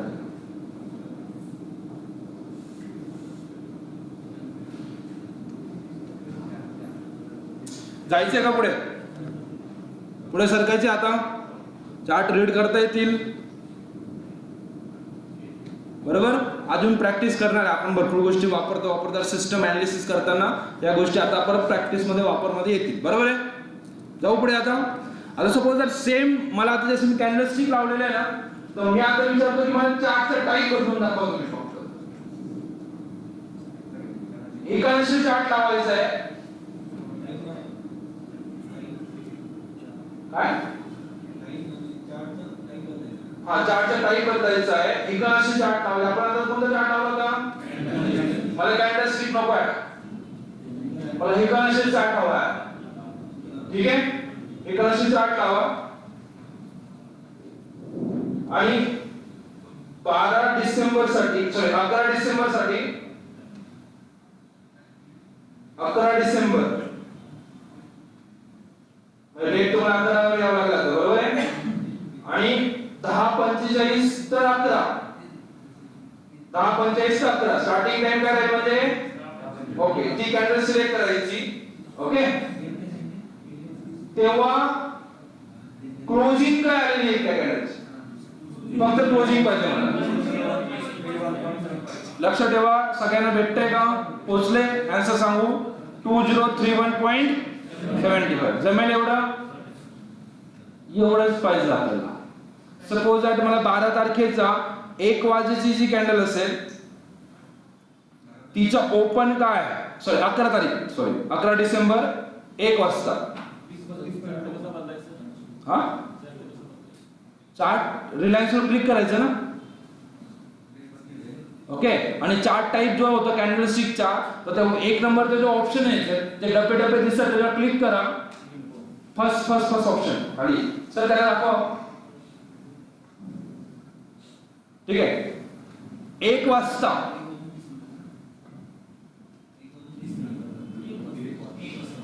1 वाजेची कॅन्डल, टाइम फ्रेम 15 मिनिट. मला पाहिजे ओपन 20. क्लियर आहे? ओके, काही प्रॉब्लेम नाही. कॅन्डल स्टिकचे भरपूर पॅटर्न असतात, हॅमर, डोजी वगैरे वगैरे वगैरे, पण आपल्याला त्यात जास्त जायचं नाही खोलात. ठीक आहे, हिकान्शी चार्ट मध्ये तुम्ही एक ऑब्झर्व करा, 3 प्रकारचे कॅन्डल राहतील हिकान्शी मध्ये. आता हिकान्शी चार्ट लावलाय ना, ओके, 3 प्रकारचे कॅन्डल भेटतील. एक ग्रीन, दुसरी रेड आणि तिसरी डोजी. डोजी म्हणजे काय की तुम्ही ऑब्झर्व करा, आता 1 वाजताची कॅन्डल मी बोललेलो आहे, आता जी 1 वाजता बोललेलो आहे तिचा ओपन काय बोलले तुम्ही मला 2032.54. ही जी ओपन आहे ही ओपन एक तर हाय किंवा एक तर लो याच्याशी मॅच होणार आहे. Either high either open equal to high राहील किंवा ओपन इक्वल टू लो राहील, एक काहीतरी व्हॅल्यू राहील. म्हणजे ओपन हा हाय किंवा लो शी सेम राहणार आहे अशी एक कॅन्डल बनेल. जर ओपन इक्वल टू हाय असेल कॅन्डल रेड होऊन जाते, ओपन इक्वल टू लो असेल कॅन्डल ग्रीन बनून जाते. ही ओपन इक्वल टू हाय किंवा ओपन इक्वल टू लो जर असेल तर या कॅन्डलला आपण हिकान्शी मध्ये जो चार्ट टाकतोय त्या कॅन्डलला आपण बोलतो प्लेन कॅन्डल. कोणती कॅन्डल आहे? Plain candle. हा इझी शब्द आपण सांगितलेला आहे. नॉर्मली सपोज ही कॅन्डल स्टिक आहे, ओपन आलो तो समज तुम्हाला सगळं कळून गेलेलं आहे, ते एरो शॅडो वगैरे बोलतात. हे नोट्स तुम्हाला मी देणार आहे. कॅन्डल स्टिक टाइम फ्रेम झाल्या, हे कॅन्डल चार्ट. ठीक आहे, तर याला काय म्हणतात बघा, इथं हा रेड आहे आणि आता बघा 1 वाजेची जी कॅन्डल आपली बाकीचं ओपन आणि हाय सेम आहे. ओके, म्हणजे नो टॉप वीक मध्ये त्यांचं केस रेड असेल वीक वापरून. ओके, म्हणजे त्याला वरती काही लाईन नाही हो, त्याला केस नाही वरती मध्ये. ठीक आहे ना, प्लेन आहे. टक्कर कॅन्डल म्हणतात कधी कोणी, आपण त्याला प्लेन बोलतो चांगल्या शब्दात. बरोबर नाही वाटत कोणा टाकल्यावर. ओके, तर प्लेन कॅन्डल म्हणजे काय? ओपन इक्वल टू हाय किंवा ओपन इक्वल टू, बरोबर आहे. ही कॅन्डल स्टिकची ही जी प्लेन कॅन्डल शोधायची गरज ही आपल्याला खूप जास्त यूज करायची आहे. पुढे मार्केटमध्ये फेस कॅल्क्युलेशन करताना एक गोष्ट लागणार आहे. तर पहिली एक कॅन्डल तयार राहील open equal to high. Okay, दुसरी ग्रीन कॅन्डल राहील open equal to low. Suppose example इथे कॅन्डल मध्ये मी तुम्हाला दाखवतो की 10:15 वाजता 11 तारखेला 11 डिसेंबर 10:15 वाजता 15 मिनिटाचे टाइम फ्रेम. ओपन किती आहे? 20 आणि लो किती आहे बा इथं ओपन इक्वल टू लो आहे बरोबर आहे. अशा दोन पद्धतीचे कॅन्डल असतात, एक ग्रीन कॅन्डल एक म्हणजे ओपन इक्वल टू हाय असेल तर ती रेड बनून जाते, ओपन इक्वल टू लो असेल तर ती ग्रीन बनते. या दोन कॅन्डल आहेत त्या हेकाशी चार्ट मध्ये, या दोन्ही कॅन्डल महत्त्वाचे आहेत. जर ग्रीन कॅन्डल आहे तर अप ट्रेंड मार्केट मध्ये सपोज थोडं असेल, मी बाकी सांगते तुम्हाला कसं करायचंय, पण या कॅन्डलचा जो लो असेल ओपन इक्वल टू लो बनलेली ग्रीनची, हिचा लो आपल्यासाठी खूप महत्त्वाचा आहे. आणि एखादी रेड कॅन्डल आहे जिचा ओपन इक्वल टू हाय बनलेली आहे तर ती व्हॅल्यू आपल्यासाठी महत्त्वाची असते. तर इकॉनॉमी चार्ट मध्ये मोस्टली फक्त तीन कॅन्डल आपल्याकडे राहतील. पहिली प्लेन कॅन्डल राहील, ती एक तर ग्रीन एक तर रेड, दोन कॅन्डल झाल्या. आणि याच्या व्यतिरिक्त एक कॅन्डल असते इथं, कोणती ती एक तर ग्रीन रेड काही असू शकते, पण तिला दोन्ही बाजूला शॅडो राहतील, जिला आपण डोजी म्हणूया. बरोबर आहे. म्हणजे सपोज एक्झाम्पल ही कॅन्डल ही बघा, वरच्या बाजूला पण लाईन आहे खालच्या बाजूला पण लाईन आहे. ही ग्रीन वरच्या बाजूला पण लाईन आहे खालच्या बाजूला पण लाईन आहे. बरोबर आहे का? ओके. म्हणजे तीन प्रकारचं कॅन्डल येईल आपल्यासाठी, एक ग्रीन एक रेड आणि दुसरी ग्रीन किंवा रेड काही असेल, दोन्ही बाजूला लाईन. बरोबर आहे. इकॉनॉमी चार्टचे एवढे तीन प्रकारचे कॅन्डल राहतील. आपण जेव्हा पण मार्केट अप ट्रेंड मध्ये असेल, लक्षात घ्या, जेव्हा पण मार्केट अप ट्रेंड मध्ये असेल तर आपण या ग्रीन कॅन्डलवर पूर्ण फोकस करणार आहे. आणि जेव्हा मार्केट डाऊन ट्रेंड मध्ये असेल तर या रेड कॅन्डलवर आपल्याला पूर्ण फोकस करायचा. बाकी काही बघत बसायची गरज. कॅन्डलस्टिक मध्ये जायचं नाही, इकॉनॉमी मध्ये डोजी एकच आहे. मग ते डोजी बारीक छोटी वगैरे बघा, याला म्हणतात बॉडी. ही बारीक राहू शकते मोठी असू शकते, काय आपल्याला इकॉनॉमी मध्ये बघा आपण फक्त बघायचे त्याला दोन्ही बाजूला टेल असेल तर ती आपल्या कामाची अजिबातच कामाची नाही. तिचा वापर आपल्याला आपल्या कॅल्क्युलेशन साठी किंवा फेज कॅल्क्युलेशन साठी किंवा मार्केटच्या ट्रेड अनालिसिस करण्यासाठी ती कॅन्डल आपल्याला वापरायची. बरोबर आहे. कोणती कॅन्डल वापरायची आहे? एक तर वरच्या बाजूला प्लेन एक तर खालच्या बाजूला प्लेन. बरोबर आहे. जर आपल्याला जसं सेमिनार मध्ये बघितलं ना, अप फेज आणि डाऊन फेजचं बटन दाबायचं आहे. बरोबर आहे. जर अप फेजचं बटन जर दाबायचं टाइम असेल म्हणजे अप ट्रेंड मध्ये मार्केट जसं सपोज आहे तर ग्रीन कॅन्डलचेच व्हॅल्यू यूज करणार आणि डाऊन मध्ये असेल तर रेड कॅन्डलचेच व्हॅल्यू यूज करणार. रिपीट करू का ही गोष्ट? इकॉनॉमी मध्ये तीन प्रकारचे कॅन्डल असतील, ग्रीन कॅन्डल किंवा रेड कॅन्डल, एका साइडला प्लेन आहे. बरोबर आहे. आणि दुसरी ती कलर कोणता पण असू शकतो, डोजी रेड. बरोबर आहे. आपल्यासाठी कामाचे कॅन्डल कोणते आहेत? कमीत कमी एका बाजूला प्लेन असायला पाहिजे. जी प्लेन असेल ती आपल्याला यूज करायची आहे. आता अप ट्रेंड साठी ग्रीन यूज करायची आहे, डाऊन ट्रेंड साठी अवघड आहे का? सोपं आहे. लक्षात आलेलं आहे आता. आता हे चार्ट टाइप जे इकॉनॉमी चार्ट टाइप आहे, म्हणजे आता याच्यानंतर जेवढी पण आपल्याला अनालिसिस करायची आहे, जे मार्केट खाली वरती वगैरे जाणार आहे त्याच्यासाठी आपल्याला ऑलवेज चार्ट टाइप कोणता यूज करायचा आहे? इकॉनॉमी. तुम्ही कोणत्याही टाइम फ्रेम मध्ये एमसीएक्स वापरा, का एनएससी मध्ये काम करा, की फ्युचर मध्ये करा, का ऑप्शन मध्ये करा, कोणत्याही पद्धतीने कुठेही अनालिसिस करा आपल्या सिस्टम नुसार, डेली चार्ट वर करा, तुम्हाला चार्ट टाइप इकॉनॉमी यूज करायचा आहे. क्लियर आहे का? काही कन्फ्युजन आहे याच्यात? आता याच्यात काही कन्फ्युजन राहणार नाही. अजून एक बोलू टाइम फ्रेम. पुढे लिहून घ्या टाइम फ्रेम. एनएससी किंवा बीएससी साठी जर तुम्ही इंट्राडे साठी काम करत असाल, फॉर इंट्राडे वरती लिहून घ्या. For intraday chart type equal to economy, time frame equal to time frame equal to 15 minutes. Time frame 15 minute. ठीक आहे. For NSC and BSc.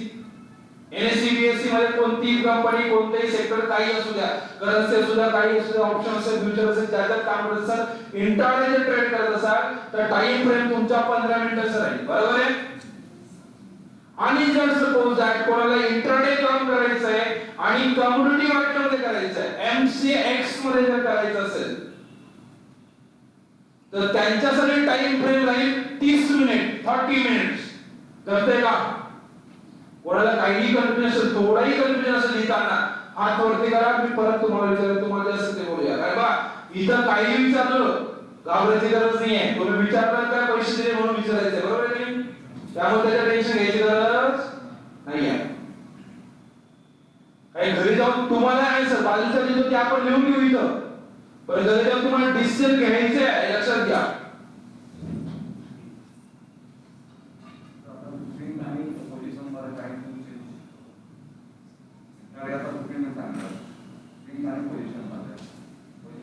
Positional नाही बोला, इंट्राडे बोलतो बघ तुम्ही. पोझिशनल तुम्ही नंतर बोलतो तुम्हाला, ठीक आहे? बघा, म्हणून फॉर इंट्राडे वरती हेडिंग टाकून द्या. जे काय बोलतो ते इंट्राडे साठी कंडिशन, ठीक आहे? फॉर इंट्राडे कॅन्डल्स टाइप काय म्हणजे chart type economy. Okay, spell वगैरे दाखवून देऊ. इकॉनॉमी समोर येत असेल बघा, जर कोणाला स्पेलिंग पाहिजे असेल, ठीक आहे? आणि टाइम फ्रेम फॉर एनएससी आणि BSc 15 minute, for MCX 30 minutes. हे सगळं कोणासाठी बघतोय आपण? इंट्राडे. इंट्राडे म्हणजे काय की एका दिवसात मार्केट ओपन झाल्यानंतर आपल्याला ट्रेडिंग सुरू करायची आहे आणि मार्केट क्लोज होण्याच्या पहिले आपल्याला आपले ट्रेड कंप्लीट करायचे. जर हा पॅटर्न मध्ये आपल्याला काम करायचं असेल तर आपण आपल्याला जो काही आपण अनालिसिस करतोय आपल्याला अजिबात कन्फ्युजन नको. नाही तर होतं काय माहिती का, लोक ट्रेड 15 मिनिटांनुसार घेतात आणि 15 मिनिट मार्केट खाली पडायला लागलं का लगेच टाइम फ्रेम बदलतो आणि कोणती लावतो 30 मिनिट. तर ग्रीन दिसतं नाही, वरतीच आहे, वरतीच वरतीच परत 1 तासाचा टाइम फ्रेम. तुम्ही टाइम फ्रेम वाढवत गेले तर तेवढं लेट तुम्हाला खाली दिसणार मार्केट. तर काय फरक पडणार? तुम्ही काम कशावर होतं त्याच्या पहिले फॉर्म व्हायचा, त्याचा बदल करायची गरज नाही, ठीक आहे? तुम्हाला जर 15 मिनिटं लावले तर आता 15 मिनिटंच बघायचे. कम्युनिटी मार्केट साठी आपण अर्धा तास वापरणार तर अर्धा तासच वापरायचा आहे, ठीक आहे? क्लिअर आहे का? एमसीएक्स एनएससी म्हणून मी करन्सी वर सेक्टर बोललोच नाही मुद्दा, ठीक आहे? करन्सी कोणत्या मार्केटमध्ये येते? एनएससी मध्ये. एनएससी मध्ये फॉरेक्स मार्केट आहे, पण ते लिस्टेड वर्ष कशात आहे? एनएससी ला ना. तर एनएससी म्हणजे काय 9 ते 5 चालतं ते मार्केट, थोडंसं 1.5 तास एक्स्ट्रा चालतोय. तर तुम्ही 15 मिनिटं वापरा. इंट्राडे आपलं काम करायचंय, काही प्रॉब्लेम होणार नाही. आणि एखाद्याला वाटतं की सर मला थोडा कम्फर्ट झोन पाहिजे, तर एखाद्याने त्याला एक्सेप्शनल 30 मिनिटं वापरलं तरी काही फरक पडत नाही, कारण की 9 ला सुरू होतं आणि 5 ला जातंय. तर त्याचे टाइम फ्रेमचा जो इश्यू होणार आहे तो पण इश्यू होणार नाही. जर सर्वांना 15 मिनिटं बाय डिफॉल्ट आहे, कोणी 30 मिनिटं वापरलं तरी काही फरक पडत नाही, चालेल, ठीक आहे? क्लिअर का? बेटर कोणतं राहील? 15 मिनिटच बेटर करन्सी साठी, ठीक आहे? जेवढं सांगितलं याच्यात काय कन्फ्युजन आहे का? बरं, इक्विटी आणि हा ते आपण घेऊया. समजा कमोडिटी मार्केट काय फरक आहे, इक्विटी काय फरक आहे ते पण मी सांगतो. फ्युचर ऑप्शन मी जेव्हा इक्विटी फ्युचर ऑप्शन आणि कमोडिटी मार्केट जेव्हा डिफरन्स सांगेल ना तेव्हा त्या गोष्टी सांगून देईल, ठीक आहे? आता सध्या आपल्याला काय करायचंय की ऍटलीस्ट इंट्राडे ट्रेड पहिल्या सेशन मध्ये इंट्राडे ट्रेड फाइंड आउट करायचं शिकायचं आपल्याला पहिले, ठीक आहे? मग मी त्या गोष्टी अजून परत घेणार तुम्हाला. ओके, इथपर्यंत क्लिअर आहे का? इकॉनॉमी चार्ट मध्ये किती टाइपच्या कॅन्डल राहतील? 3. अप ट्रेंड साठी कोणती कॅन्डल यूज करणार आहे? ग्रीन. कोणती? Green. Plain. Open equal to low. खालच्या बाजूला वरती मार्केट जात आहे ना, ओपन इक्वल टू लो राहील. आणि डाऊन ट्रेंड साठी कोणती यूज करणार आहे? रेड. ओपन इक्वल टू हाय, ठीक आहे? म्हणजे मार्केट खाली पडत आहे. ओके, क्लिअर आहे सगळ्यांना इथपर्यंत? ओके. आणि याच्या व्यतिरिक्त कोणतीही कॅन्डल आली तरी आपल्या काही कामाची नाही. इथपर्यंत झालं. आता अजून एक इकॉनॉमीच्या चार्ट मध्ये तुम्हाला कधीतरी दिसेल, बघायला भेटेल, ही इनसाइडर कॅन्डल दिसते का? इनसाइडर कॅन्डल काय असते पहिले तुम्हाला सांगून देतो. की सपोज 10 ते 10:15 मध्ये मार्केटने एक कॅन्डल बनवली. से एक्झाम्पल ही कॅन्डल आपण बघूया. 10 ते 10:15 मध्ये एक कॅन्डल बनलेली आहे, ओके? आणि 10:15 ते 10:30 मध्ये मार्केटने ही कॅन्डल बनवलेली आहे. तर 15 मिनिट टाइम फ्रेम वापरतोय. तर ही कॅन्डल इनसाइडर का? की 10 ते 10:15 मध्ये मार्केटने जे हाय लो बनवले होते, मागच्या टाइम फ्रेम मध्ये मार्केट जेवढं वरती किंवा खाली गेलं होतं, तर या करंट टाइम फ्रेम मध्ये त्याच्या वरती किंवा खाली कुठंच गेलं नाही, दोघांच्या मध्येच राहून गेलं. आलं असं काय बोलतोय? इनसाइडर म्हणजे काय? कोणत्या तरी कॅन्डलच्या मध्येच आहे, कोणत्या तरी कॅन्डलच्या मध्येच राहिलेलं, त्याच्या आतमध्येच अटकून बसलेलं आहे मार्केट. त्याला काय म्हणतो आपण त्या कॅन्डलला? ठीक आहे. जर आपण मी याच्यानंतर इनसाइडर कॅन्डल असं बोललो म्हणजे काय समजणार तुम्ही? की मागच्या कोणत्या तरी एक मोठ्या कॅन्डलच्या मध्ये करंट कॅन्डल बनलेली असेल, या कॅन्डलचा हाय लो या मागच्या कॅन्डलचा हाय किंवा लो कोणाचाही खाली किंवा वरती गेलेला नसेल, याचा अर्थ ती कॅन्डल त्या मागच्या कॅन्डलच्या मध्ये आहे, मध्ये म्हणून ती इनसाइडर आहे. लक्षात आले का? कॅन्डलस्टिक एकांशमध्ये कॅन्डलचे 3 प्रकार आहेत. एक डोजी रेड, रेड ग्रीन काही असू शकते, दुसरी रेड आणि ग्रीन, बरोबर आहे? एका बाजूला प्लेन राहील, okay, open equal to low राहील किंवा ओपन इक्वल टू हाय राहील. त्याच्यामध्ये तुम्ही लक्षात ठेवायची गरज नाही, आउटपुट ती ग्रीन मध्ये म्हणजे ओपन इक्वल टू लो राहणार आहे. ठीक आहे, क्लिअर आहे? आणि याच मध्ये सोबत काय बनू शकतं की एक कॅन्डल मोठी बनली आणि पुढच्या टाइम फ्रेमची त्या मोठ्या कॅन्डलच्या मध्येच एक कॅन्डल बनून गेली, असं बनू शकतं ना? त्यामध्ये जर बनली असेल तर तिला काय बोलणार आपण? इनसाइडर कॅन्डल, बरोबर आहे? ओके, ठीक आहे. आता अजून एक टास्क आपल्यासाठी. इनसाइडर कॅन्डल तुम्हाला शोधायची आहे, मी तुम्हाला सांगतो.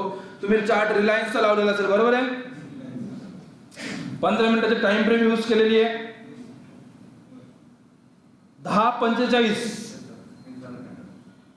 10:45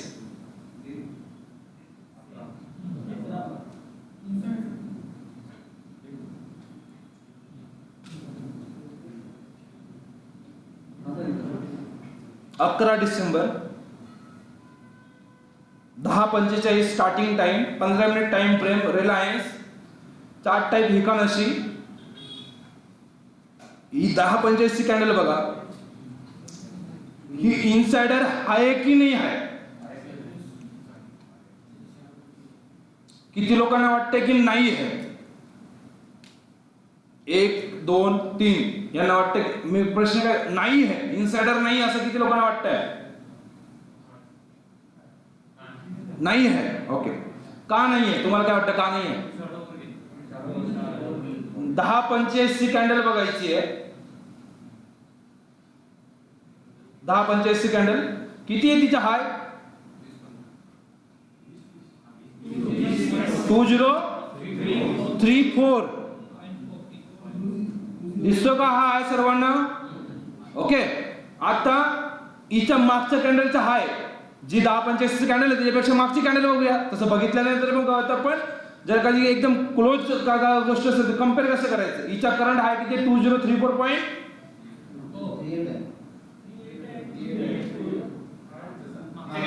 मागच्या कॅन्डलचा 38 आहे, बरोबर आहे? ओके, आता परत 10:45 ची कॅन्डलचा लो बघा 28 आणि त्याच्या मागच्या कॅन्डलचा 27. म्हणजे मागच्या कॅन्डलचा हाय लो 38 आणि 27 आहे. करंट कॅन्डलचा हाय लो 34 आणि 28 आहे. इनसाइडर हाय की नाही? आहे की नाही? आता मागच्या कॅन्डलचा हाय किंवा लोच्या खाली किंवा वरती गेले का? गेले का वरती? खाली गेलाय का? नाही, म्हणजे ती इनसाइडर हाय आहे. आता किती लोकांना वाटतं की नाही किंवा नाही समजलं? सर क्लिअर नाही झालं? ओके, काय नाही कळलं? आपल्याला कम्पेअर कसं करायचं तुम्हाला 2 मिनिटं सांगतो परत. ही जी कॅन्डल आहे आपल्याला काय असं, ही कॅन्डल इनसाइडर कधी राहील? जर हिचा हाय हिच्यापेक्षा खाली आहे, हिचा लो हिच्यापेक्षा जास्त आहे, म्हणजे या लो पेक्षा हा लो खाली नाही गेला, या हाय पेक्षा हाय काहीच नाही, दोघी मध्येच आहे. हिच्यापेक्षा कमी आहे, याच्यापेक्षा जास्त आहे, दोघांच्या मध्येच आहे, म्हणजे ही रेड कॅन्डल या कॅन्डलचा इनसाइडर आहे. कलर मॅटर नाही करत ऍक्च्युअली, कलर काही असू शकतो. हाय आणि लोचा कंपॅरिझन करायचं. मागच्या टाइम फ्रेम पेक्षा जर हाय लो मध्ये असेल तर ती कॅन्डल काय हो? इनसाइडर आहे. आता लक्षात आलं का? पॉइंट लक्षात आलं मी काय बोलतोय की 10:45 ची कॅन्डल बनलेली होती. 10:45 ची कॅन्डल ती कॅन्डल मागच्या कॅन्डलच्या हाय लोच्या मध्येच राहिली, बरोबर आहे का? बरोबर आहे? क्लिअर आहे? काही कन्फ्युजन येतं नाही. आता 11 वाजेची कॅन्डल बघायची.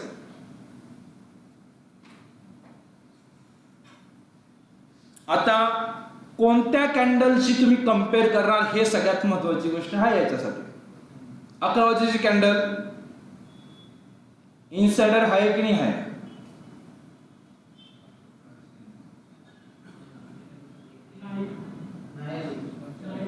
जर आपण तिच्या मागची कॅन्डल जर कंपेअर केली तर ती नाहीये, बरोबर आहे? 11 वाजेची कॅन्डल आहे, 10:45 कॅन्डलशी जर कंपॅरिझन केली तर इनसाइडर नाहीये, हे बरोबर आहे. पण ज्या कॅन्डलला आपण कंपेअर करतोय ती स्वतःच कोणत्या तरी कॅन्डलच्या मध्ये आहे, बरोबर आहे की नाही? लक्षात घ्या, अशी जर एखादी इनसाइडर कॅन्डल आली, जसं 10:45 कॅन्डल आली, बरोबर आहे? ती कॅन्डल जर आली आणि ती इनसाइडर असेल तर आपण असा अजून करायचं की ती कॅन्डल बनलेलीच नाही आपल्यासाठी. काय बोलतोय? ती कॅन्डल आपल्यासाठी नाहीच आहे. म्हणजे मी जे तुम्हाला बोलतोय की 11 वाजेची कॅन्डल आपल्याला बघायची इनसाइडर आहे की नाही आहे, तर कंपेअर करायला कुठे जाल? ती जी मोठी कॅन्डल तिच्याशी. आलं लक्षात? कारण की सपोज हे मी काय बोलतोय, जर ही या कॅन्डलच्या मध्ये जाऊन गेली तर इथं जास्त बाईंग सेलिंग झालेलं, मार्केट मागच्या 15 मिनिटाच्या हाय पण ब्रेक नाही करू शकत किंवा लो पण नाही ब्रेक करू शकता. म्हणजे त्या 15 मिनिटात मार्केटमध्ये काही जास्त मोठं ऍक्टिव्हिटी झालेली नाहीये, हे त्याच्या मागचं लॉजिक.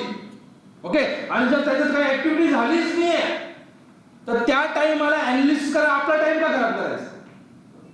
जर तुम्हाला करेक्ट लॉजिक पाहिजे असेल मार्केटमध्ये काय झालेलं आहे, तर जिथं डिसाइसिव्ह मुवमेंट झालेली आहे मार्केटची त्याच्या बेसिसवरच तुमचं अनालिसिस पुढे का मागे सरकवायचं आहे. पॉईंट लक्षात आलेला आहे का? म्हणून इनसाइडर चेक करताना ह्या मागच्या कॅन्डलच्या मध्ये आपल्याला बघायचं आहे, पण ही कॅन्डल येतं इथं पुढे एक कॅन्डल आलेली आहे, तर कंपेअर करताना ही कॅन्डल वापरायची जी महत्त्वाची कॅन्डल आहे त्या कॅन्डलच्या मध्ये जर असेल तर ती पण इनसाइडर पकडायची. लक्षात आलेलं आहे? पॉईंट लक्षात आला आता? काही कन्फ्युजन आहे का? हा, परत सांग. सपोज दॅट 10:45 कॅन्डल जी बनलेली होती ती इनसाइडर आहे, एवढं क्लिअर आहे आता? 10:45 इनसाइडर हे माहिती आहे? हा, 10:45 ची कॅन्डल आहे, तिचा ओपन आणि हाय, तिच्या मागची कॅन्डल जी आहे 10:30 ची, तिच्या हाय आणि लोच्या मध्येच आहे, बरोबर आहे? म्हणजे 10:45 ची कॅन्डल इनसाइडर आहे. इनसाइडर म्हणजे काय? की मागच्या कॅन्डलच्या हाय लोच्या मध्ये आपल्या या करंट कॅन्डलच्या हाय लो असणं, बरोबर? म्हणजे 10:45 कॅन्डल इनसाइडर आहे.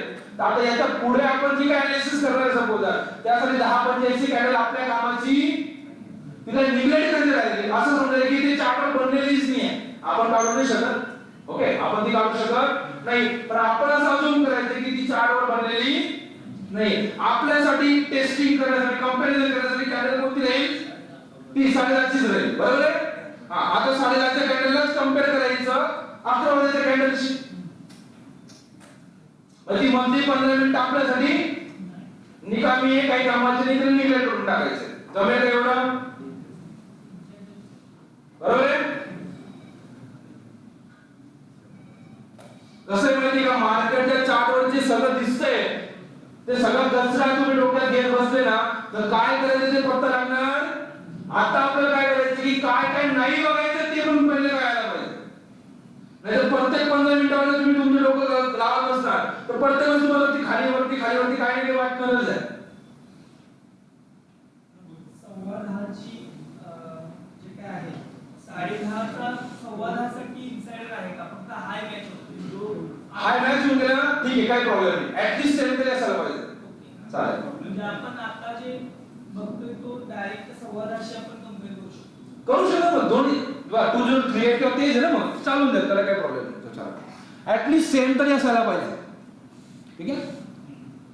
हा, आता 11 वाजेची कॅन्डल जी आहे कोणती 11 ची, ती इनसाइडर आहे की नाही आहे? आता आहे ना. जर आपण 10:45 कॅन्डल निग्लेक्ट केली तर मग आपल्याला कळेल की ती पण इनसाइडर आहे. म्हणजे आता या अर्धा तासापासून मार्केटमध्ये काय काय खूप चांगली मोमेंट झालेली हे आपल्याला रीड करायचे. बघा, चार्ट बघायचा म्हणजे नुसतं रेड ग्रीन नाही बघायचं आहे, आपल्याला ते बघत चालायचं. एक एक गोष्ट आपल्याला त्याच्यातून आता कमी होत जाते. मग आपल्याला कळेल की या कोणत्यातरी डिसाइसिव्ह टाइमला मार्केट मुवमेंट करते ते टाइम आपल्याला कळायला लागेल मार्केटमध्ये. ठीक आहे, कोणत्या कॅन्डलला भाव द्यायचा, कोणत्या कॅन्डलचा डिसिजन बघायचं, कोणत्या कॅन्डलला आपल्याला टूल जर वापरायचं नाही वापरायचं ते आपल्याला आता कळेल. आता परत पुढे 11:15 रेड कॅन्डल आहे ना, ठीक आहे, ती इनसाइडर आहे का कंपेअर करायला कोणती कॅन्डल वापरायची ती सांगा फक्त मला. 10:30 बरोबर आहे, कंपेअर करायला कोणती वापराल 10:30. 10:30चा लो ब्रेक केलेला आहे 11:15च्या कॅन्डलने, बरोबर आहे. 10:30चा लो काहीतरी 2027.49 होता आणि हिचा लो झालेला 2022 म्हणजे लोचा खाली आलेला आहे. मग लोचा खाली आला म्हणजे ती त्या कॅन्डलच्या मध्ये नाही, इनसाइडर कॅन्डलचा ब्रेकआउट झालेला आहे. मार्केटने जे 2 कॅन्डल 8 तासापासून जे मार्केट अटकलं होतं त्या कॅन्डल मध्ये, त्या मोठ्या कॅन्डल मध्ये जे मार्केट अटकलं होतं ते कोणत्या तरी साइडला ब्रेक करण्यात सक्सेसफुल झालं मार्केट या कॅन्डलला, हे तुम्हाला कळतंय. लक्षात आलेलं आहे का पॉइंट? लक्षात आला आता इनसाइडर ब्रेकआउट झाला का नाही झाला, म्हणजे इनसाइडर कॅन्डल कसं ओळखायचं, जमेल का? क्लिअर आहे. म्हणजे एखादी कॅन्डलच्या मध्ये जर पहिली कॅन्डल आली ही इनसाइडर झाली तर त्याच्या पुढची कॅन्डल इनसाइडर आहे की नाही कंपेअर करायला परत पहिलीच कॅन्डल महत्त्वाची आहे, तिच्याशीच कंपेअर करायचं. ज्यापर्यंत हिचा हाय लो मार्केट पुढे ब्रेक करत नाही त्यापर्यंत तिच्याशीच कंपेअर करत चालायचं आहे. एकदा तिचा हाय लो ब्रेक झाला मग ही कॅन्डल सोडून द्यायची, ज्या कॅन्डलने ब्रेकआउट केलं तिच्यापासून पुढे जायचं. सोप्या वर्ष बरोबर आहे. पहिले हे सांगितलं असं तर कळलं नसतं, अशा गोष्टी सांगून मागायचं, बरोबर आहे.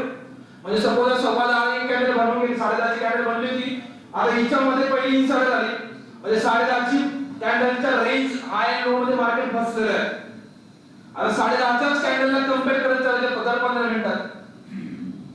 एक तर हाय ब्रेक केलं, एक तर लो ब्रेक केला तर डाऊन साइडला ब्रेकआउट होईल, हाय ब्रेक केला तर वरचा ब्रेकआउट होईल. आपल्याला त्याचा प्रॉब्लेम नाही, फक्त ब्रेकआउट झाला तरच ती 10:30च्या कॅन्डलला सोडायचं, त्यापर्यंत तिला सोडायचं नाही. क्लिअर आहे सगळ्यांना? इनसाइडर कॅन्डल होता येईल सगळ्यांना आता. खूप जास्त गरज मला थोडंफार एरर कधीतरी मिस्टेक करून टाकलं तरी खूप फरक पडणार नाही आपल्या अनालिसिस मध्ये, पण जमायला पाहिजे. क्लिअर आहे? जेवढे कन्सेप्ट बोललो लक्षात येतील, वापरता येतील. आता मी कंडिशन सांगताना हे जे कन्सेप्ट बोललेले हे कन्सेप्ट आपल्याला ऍप्लिकेशन मध्ये यूज करायचे. काही डाऊट असेल एखाद्या गोष्टीमध्ये विचारा, 2 मिनिटं देतो. म्हणजे अनालिसिस करायला की तुम्हाला काय कळतंय का नाही, म्हणजे कोणत्या गोष्टी डाऊट असेल तर 2 मिनिटं मी गॅप ठेवतो. 2 मिनिटं तुम्ही बघा काय लिहिलं काय नाही, त्यात काय डाऊट होत असेल तर परत ती गोष्ट एक्सप्लेन करतो आणि मग सिस्टमवर जाऊया आपण की अनालिसिस इंट्राडे ट्रेंड अनालिसिस कसं करायचं, मग ते आपण स्टार्ट करूया.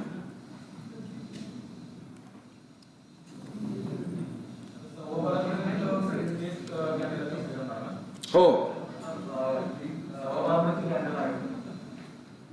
2 मिनिटं द्या. आता बघा ही जे बेसिक नोट्स आहेत त्याच्यात मी काय काय ठेवलेले तुम्ही बघून घ्या पहिले, की ट्रेडिंग आणि इन्व्हेस्टमेंट मध्ये फरक कसा आहे, काय आहे, ट्रेडिंगची गोष्ट ऍडव्हान्टेज काय, डिसएडव्हान्टेज काय, हे सगळं रीड करण्याच्या गोष्टी या सगळ्या मी तुम्हाला देणार आहे. डायरेक्टली तुम्ही रीड करू शकताय. ओके, इन्व्हेस्टमेंटचे एक्झाम्पल दिलेले आहेत. डीमॅट अकाउंट ओपन करून काय फायदा असतो, कुठं काय कसे शेअर्स ठेवायचे वगैरे वगैरे सगळी इन्फॉर्मेशन ठेवलेली आहे. एक difference between demat and trading account पण तुम्हाला म्हणजे पूर्ण पॅसेज वाचायला थोडं बोर होतो लोकांना, तर मी त्या पद्धतीने त्याचे डिफरन्सेस पण काढून ठेवले आहेत. बरोबर आहे, म्हणजे तुम्हाला ते पण कळेल की कोणत्या शाळेत काय. डीमॅट अकाउंट मध्ये इन शॉर्ट जर बोलायला गेलो तर डीमॅट अकाउंट मध्ये आपल्याला शेअर्स ठेवायचे, तिथे पैसे ठेवता येत. आणि ट्रेडिंग अकाउंट कशासाठी असतं, जे शेअर्स घ्यायचे आहेत किंवा ट्रेड करायचे आहे त्याला जे पैसे लागतील ते पैसे ठेवण्यासाठी ट्रेडिंग अकाउंट. आणि बँक अकाउंट आपलं आहे ते बँक अकाउंट ट्रेडिंग अकाउंट आणि डीमॅट अकाउंटला लिंक असतं. सपोज तुम्ही बँक अकाउंट थ्रू पैसे 1 लाख रुपये तुमच्या ट्रेडिंग अकाउंटला टाकले, त्याच्यातून जे काही शेअर्स घ्याल ते शेअर्स कुठे जातील, डीमॅट अकाउंटला. डीमॅट अकाउंट मध्ये तुमच्यासोबत 5 लाखाचे शेअर्स पडलेले आहेत, तुम्ही त्याच्यातून 2 लाखाचे शेअर्स विकले, ते विकण्यासाठी तुम्हाला कोणतं अकाउंट लागेल, trading account. Trading account through तुम्ही ते विकाल आणि मग त्याचे काय पैसा येईल तो ट्रेडिंग अकाउंटला जमा होईल. तुम्हाला वाटलं की आता मला यूज करायचा आहे तर ते तुम्ही कुठे ट्रान्सफर करू शकता, जे अकाउंट लिंक असेल ते. बरोबर आहे. आता एक डीमॅट अकाउंट तुमच्याकडे जे काय असेल, एक डीमॅट अकाउंट सोबत तुम्ही एखादं एक्झाम्पल शेअर मार्केट पहिलेच कोणतरी 2-4 वर्षापूर्वी ओपन करून घेतलं आहे, तेच डीमॅट अकाउंट तुम्ही कोणत्याही ब्रोकरकडे ट्रेडिंग अकाउंट ओपन करायचं आणि एक डीमॅट अकाउंट तुम्ही 4 ट्रेडिंग अकाउंटला लिंक करू शकता.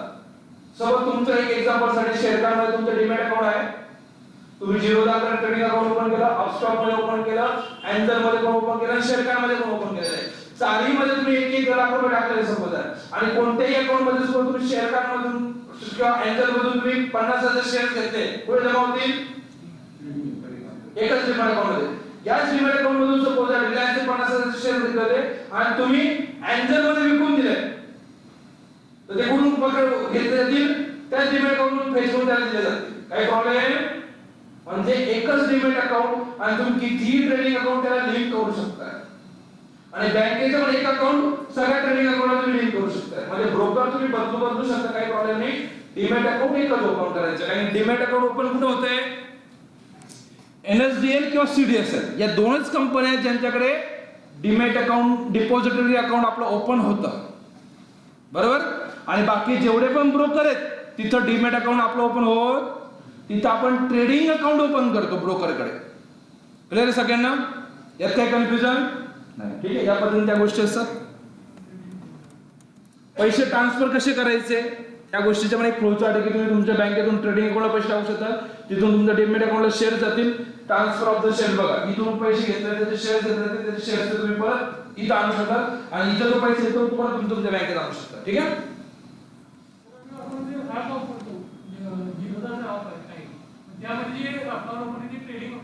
ते ट्रेडिंग अकाउंट आहे आणि तुम्ही त्यांच्याकडे बघा 2 अकाउंट ओपनिंगचे फॉर्म असतात. ऍक्च्युअली एक फॉर्म देताना ट्रेडिंग अकाउंटला पहिला असतो आणि नंतर परत डीमॅट अकाउंटचे वेगळे हेडिंग असतं. जर तुम्हाला फक्त ट्रेडिंग अकाउंट ओपन करायचं एखाद्या ब्रोकरकडे तर फक्त ट्रेडिंग अकाउंटचाच फॉर्म त्याला सबमिट करायचा, डीमॅट अकाउंटचा सबमिट करायचा नाही. जसं तुम्ही आता अकाउंट ओपन करताना काय करताय की तुमच्याकडे जे स्टेट बँकेचं एक अकाउंट आहे बँकेचं, तर तुम्ही काय करतात 6 महिन्याचे स्टेटमेंट देतायत ना. सेम डीमॅट अकाउंट फॉर्म भरून न देता तुमचं जे ऑलरेडी डीमॅट अकाउंट आहे ना त्याचे एक लेजर असतो, त्याचे इन्स्टॉल बँक स्टेटमेंट असतं, तेवढं काढून घ्यायचं आणि त्याला अटॅच करून द्यायचं. तर ते अकाउंट तुमच्या नवीन ट्रेडिंग अकाउंटला अटॅच करून देतात. नवीन परत ओपन करायची गरज नाही. ब्रोकर प्रयत्न करतात की डीमॅट अकाउंट त्यांच्याकडे परत ओपन करायचं. ओके, म्हणजे प्रत्येक ब्रोकर तुमचं 4 जागेवर अकाउंट ओपन केलं ना तर 4 डीमॅट अकाउंट ओपन करून टाकतो, जे गरज नाही आहे. ठीक आहे, त्याला फक्त ट्रेडिंग अकाउंट ओपन करायला सांगायचं जे 0 बॅलन्स मध्ये ओपन होऊन जातं. आणि डीमॅट अकाउंटला 1 टाइम चार्जेस असतात. ऍक्च्युअली अॅन्युअल मेंटेनन्स चार्जेस वगैरे जे काय असतात ते डीमॅट अकाउंटचे असतात. म्हणून डीमॅट अकाउंट 10 जागेवर ओपन करू नका. एक अकाउंट ओपन करा, लाईफ टाइम अकाउंट फ्री वाला एक ओपन करून घ्या. 1 टाइम काहीतरी 2,500 रुपये जे काय लागत असेल तेवढे देऊन टाकायचे आणि ते एकच अकाउंट तुम्हाला पाहिजे तेवढ्या ब्रोकरकडे अकाउंट ओपन करा आणि ते ट्रेडिंग अकाउंट तुम्ही कनेक्ट करू शकता. लक्षात आलेलं आहे? हे ट्रेडिंगचे काय कन्सेप्ट आहे, डिफरन्स इन्व्हेस्टमेंट वगैरे वगैरे सगळ्या गोष्टी सांगितलेल्या आहेत. हे नोट्स मी सगळ्या देणार तुम्हाला. शॉर्ट सेल एक महत्वाचा पॉइंट आहे जे आपल्याला कदाचित नवीन लोकांना कळत नसेल. कधी कधी काय असतं की मार्केट सपोज 520 ला आहे, इंट्राडे आपल्याला काम करायचं, आपल्या अनालिसिस करायची इंट्राडेची आणि आपण बोलतोय आपण 520 ला 10 वाजता आणि 2 वाजेपर्यंत मार्केट 500 ला जाणार आहे. तर काय करू शकतो आपण 520 ला 100 क्वांटिटी विकून द्यायच्या. ठीक आहे, आणि जसं खाली येईल 500 रुपयाला तर काय करायचं, ही जी प्रोसेस केली हिला म्हणतात शॉर्ट सेल. कारण 10 वाजता तुमच्याकडे 100 क्वांटिटी होत्या होते का. समज तुम्ही 500 क्वांटिटी 100 क्वांटिटी याने विकल्या 520 रुपयाला. आता यांची जी काय मार्केट सेटलमेंट आहे ती 3:30 नंतर होणार आहे. लक्षात घ्या, बरोबर आहे. मग 3:30 नंतर मला शेअर द्यायचे ना, या नागपूर द्यायचे. आता मी डील करून ठेवलेली आहे, यांनी 520 चा भाव माझ्याकडून घेऊन टाकला, मी विकून दिलेला आहे. आता 3:30 वाजता मला एकच आहे की 520 च्या भावाने मला यांना शेअर देणार आहे 100. मग ते मी 500 रुपयाला घेऊ का 540 ला घेऊ ते माझ्या रूपावर तुम्ही बघायचं. यांनी 3:30 वाजता माझ्याकडून 100 शेअर घेतले. आज थोड्या वेळानंतर माझ्या अनालिसिस बरोबर आलं आणि मी 500 रुपयाला आपण 100 शेअर यांच्याकडून विकत घेतले. मला जे 100 द्यायचे होते ते आले माझ्याकडे -100 + 100 माझ्याकडे 0. इकडे इकडून घेतले इकडे देऊन टाकले, पण जो प्राइसचा डिफरन्स होता ना तो मी कमवून घेतला. याला म्हणतात ट्रेडिंग. ठीक आहे, आणि जे आपल्याकडे नाही आहे पण प्राइस जास्त दिसते आणि ती कमी होण्याची आपल्याला पूर्ण चान्स आपल्या अनालिसिस आपण जे डोकं वापरणार आहे त्याच्यानुसार कळते, त्याच्यासाठी शॉर्ट सेल. ठीक आहे. शॉर्ट सेल म्हणजे काही दुसरं तिसरं काहीच नाहीये. याच्यात एकच फायदा का असतो की जो डिलिव्हरी तुम्हाला द्यायची ना त्याला जो टाइम बाकी आहे त्या टाइमचा फायदा उचलायचा की 10 वाजता याही प्राइस दिसते पण मला माल तर 3:30 नंतर द्यायचा आहे पण मग 10 ते 2:30 वाजेपर्यंत 2 वाजेपर्यंत माल अजून खाली पडणार असेल तुम्ही आता एखाद्याला ज्याला माहिती त्याला मी विकतोय माल आणि मी स्वस्त झालेला विकत देऊन टाकेल हा जो पिरियड आहे या पिरियडला मला वापर करून त्याला टाइमचा वापर करून मी तो पैसे कमवतो. याला इक्विटी केस मध्ये इक्विटी म्हणजे काय की जे एक शेअर 2 शेअर कंपनीचे जे शेअर्स आपण घेतो इक्विटी मध्ये सपोज 300 रुपयाचा एखादा शेअर्स असेल आणि मला जर तो विकत घ्यायचा आहे आणि माझ्या डीमॅट अकाउंट मध्ये ठेवायचा आहे एका शेअर्सला घ्यायला पैसे किती लागतील 300 रुपये पण तोच शेअर्स ते मला डीमॅट अकाउंटला नाही टाकायचा आहे मला फक्त त्याचा जो डिफरन्स आहे 300 च्या 300 1 300 2 310 जे काय होणार असेल त्या प्राइसचा डिफरन्स जर मला कमवायचा आहे तर मी त्याचे इंट्राडे मध्ये ट्रेड करू शकतो. त्याचे फायदे दोन आहेत. पहिली गोष्ट तर तो डिफरन्स लगेच मला भेटेल आणि दुसरी गोष्ट 300 रुपयाचा एक शेअर घ्यायला मला 300 रुपये नाही लागत. किती लागतात डिपेंड करतं त्या टायमाला त्या शेअर्सवर किती मार्जिन एनएससी किंवा बीएससी किंवा सेबीने ठरवलेली सपोज ती व्हॅरी करते 7% टू 10 12 15% पर्यंत. जशी जेवढी मार्केटमध्ये व्हॉलॅटाईल असेल नॉर्मली आपण 10% पकडून चालूया. 300 रुपयाचे शेअर्स असेल तुमच्याकडे 30 रुपये पण जर राहिले तर तुम्हाला तो एक शेअर भेटून जातो.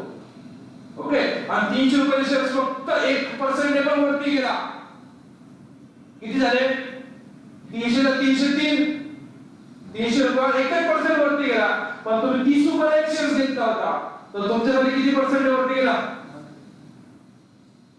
8%. असं म्हणून इंट्राडेला रिटर्न जास्त दिसतं कारण की तुम्हाला कॅपिटल कमी लागतं. कमी कॅपिटल मध्ये तुम्हाला व्हॅल्युएशन जास्त माल भेटतो आणि म्हणून रिटर्न ऍक्च्युअली 300 रुपयावर 3 रुपये आहे पण मला 30 रुपयाचा तो माल भेटतोय म्हणून मला 10% रिटर्न दिसतंय आणि म्हणून आपल्या इंट्राडे मध्ये ते 100% 140 180 200% रिटर्न का दिसतंय त्याचे कारण ते जर तुम्हाला पैसे कमवून द्यायचे तर ते तेवढं रिटर्न येणारच इंट्राडेला. आणि तुम्हाला ऍक्च्युअल मध्ये 1 लाख रुपये तुम्ही माल घेतात तर ऍक्च्युअली तुम्ही 10 लाखाचा माल ट्रेड करताय. यामध्ये मार्जिन मनी ही स्टँडर्ड मार्जिन जेवढी मनी असेल ती बिंदास वापरायची त्याला प्रॉब्लेम नाही. जे ऑलरेडी स्टँडर्ड असेल तेवढेच पैसे काढवतील तेवढेच अटकतील काही प्रॉब्लेम नाही याच्यात काही चुकीचं नाहीये. फक्त ब्रोकरला एक्स्ट्रा कॉल करून वगैरे एक्स्ट्रा मार्जिन वाढवून घ्यायची कामं करायची नाही. हे सेबीने का एनएससी यांनी फायनली 30 रुपयापेक्षा या कंपनीत काही एका दिवसात काही वरती खाली होणार नाही कारण ऑलरेडी सर्किट माहिती का सर्किट लागतं मार्केटमध्ये काय लागतं ते किती स्टेबिलिटी आणण्यासाठी लागतंय ना की सपोज एखादा स्टॉक जर एका दिवसात 10% पेक्षा वरती किंवा जास्त किंवा खाली अप किंवा डाऊन पहिले टार्गेट त्यांचं काही कोणताही स्टॉक काही किती पण असू द्या 10% पेक्षा जास्त वरती खाली व्हायला नको एका दिवसात हा पहिले याने ठरवलेला आहे.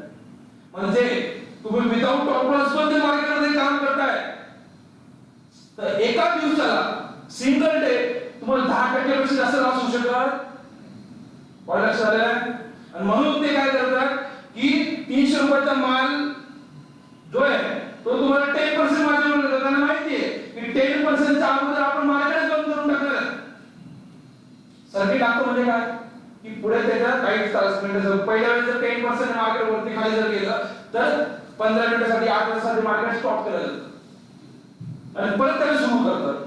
परत जर मार्केट त्याच बाजूला गेलं 10% पासून 15% परत सेकंड सर्किट लागेल आणि परत 15 मिनिटांनी 8 तासानंतर परत मार्केट सुरू झालं आणि डायरेक्टली 20% पडून गेले एका बाजूला तर दिवसभरासाठी मार्केट बंद होऊन जाईल. त्या पर्टिक्युलर कंपनीच्या विषयी करतोय कसं येतंय किंवा इंडेक्स कसं पडलं तर पूर्ण मार्केट बंद या पद्धतीने म्हणजे सर्किटचा अप्पर सर्किट किंवा लोअर सर्किट जर खाली पडलं तर लोअर सर्किट बोलतो आणि वरती गेलं तर अप्पर सर्किट बोलतो. म्हणजे वाढायला पण ते मॅक्झिमम ऍट एनी कंडिशन एका दिवसाला 20% पेक्षा जास्त वाढणार ऍक्च्युअली 10% जर चांगला स्टॉक पकडला तर 10% वर थांबून जातो आणि एखादा एकदम छोटा स्मॉल कॅप वगैरे वगैरे असेल किंवा एकदमच ज्या ट्रेड भेटतो आणि भेटतो काही माहित नाही अशा कंपन्या असतात त्याच्यात मॅक्झिमम 20% प्लस किंवा मायनस याच्या व्यतिरिक्त मार्केटमध्ये काय होणार म्हणजे पहिले एक लक्षात घ्यायचंय की एका दिवसात मार्केटमध्ये काहीही होऊन गेलं, जर निफ्टी 50 किंवा आपण निफ्टी किंवा इंडेक्सचा विषय केला तर 10% पेक्षा प्लस मध्ये जास्त होणार, आणि तुम्ही खूपच एकदमच चिल्लर कंपन्या घेताय तर मॅक्झिमम 20%, याच्या व्यतिरिक्त पुढे मार्केटमध्ये प्लस मायनस काही होणार नाही, त्यामुळे खूप जास्त घाबरून घ्यायची गरज. क्लिअर सगळ्यांना? ठीक आहे. हे सर्किट असतं. सर्किट काय असतं लोकांना कळत नाही. सर्किट म्हणजे काय की मार्केटने एका दिवशीच डायरेक्टली 100 रुपयाची व्हॅल्यू 10 रुपयाने होऊन जायला, तुम्हाला चान्स तर भेटायला पाहिजे ना प्रत्येकाला. म्हणून काय असतं की तो जो पॅनिकनेस आलेला असतो मार्केटमध्ये मे बी, तर मॅक्झिमम 10% वर त्या दिवशी स्टॉप केला जातो. क्लिअर आहे?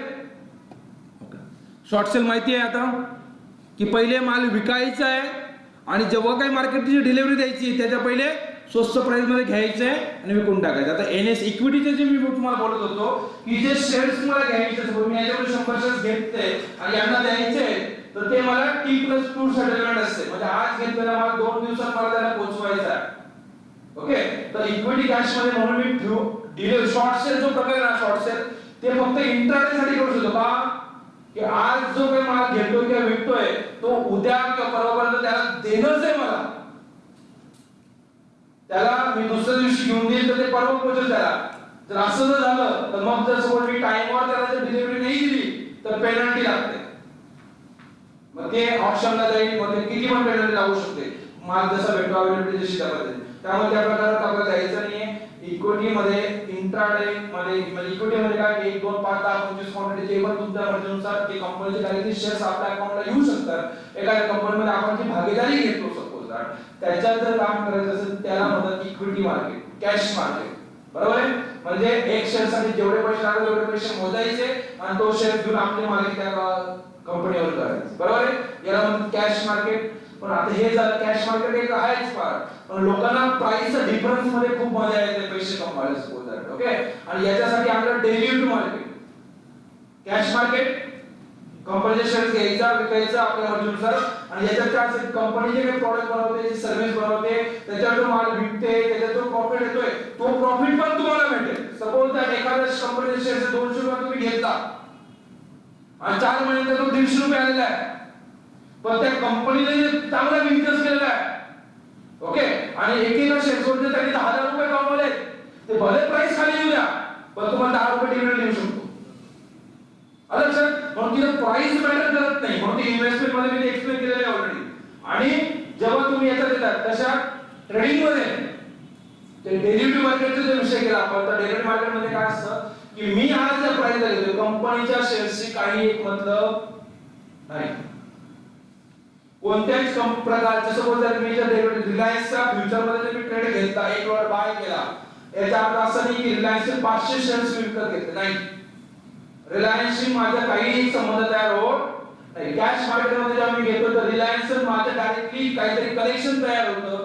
डेरिव्हेटिव्ह मार्केटमध्ये काय असतं की या माणसाला वाटतंय की रिलायन्सचा आता जो 1900 रेट चालू आहे तो ज्या दिवशी त्याची एक्सपायरी येणार आहे, एक्सपायरी म्हणजे काय असतं की मॅक्झिमम कधीतरी ते पैसे देणं सेटल व्हायला पाहिजे कॉन्ट्रॅक्ट, तर आयुष्यभर ते चालत राहील भांडण, तसं नको आहे. म्हणून काय केलेलं आहे की ऍट टाइम 3 कॉन्ट्रॅक्ट चालतात फ्युचर मध्ये, की करंट महिन्याचा, त्याच्यात नेक्स्ट आणि त्याच्या नेक्स्ट. ओके, आणि कोणत्या तरी डेटला तुम्ही जर बोलता मी आता बोलतो की रिलायन्स 1900 रुपयापेक्षा वरती राहील, समोरच्या बोलतो की खाली राहील, पण कधीपर्यंत ते सेटल कधी करायचं ती फायनल डेट केली जाते.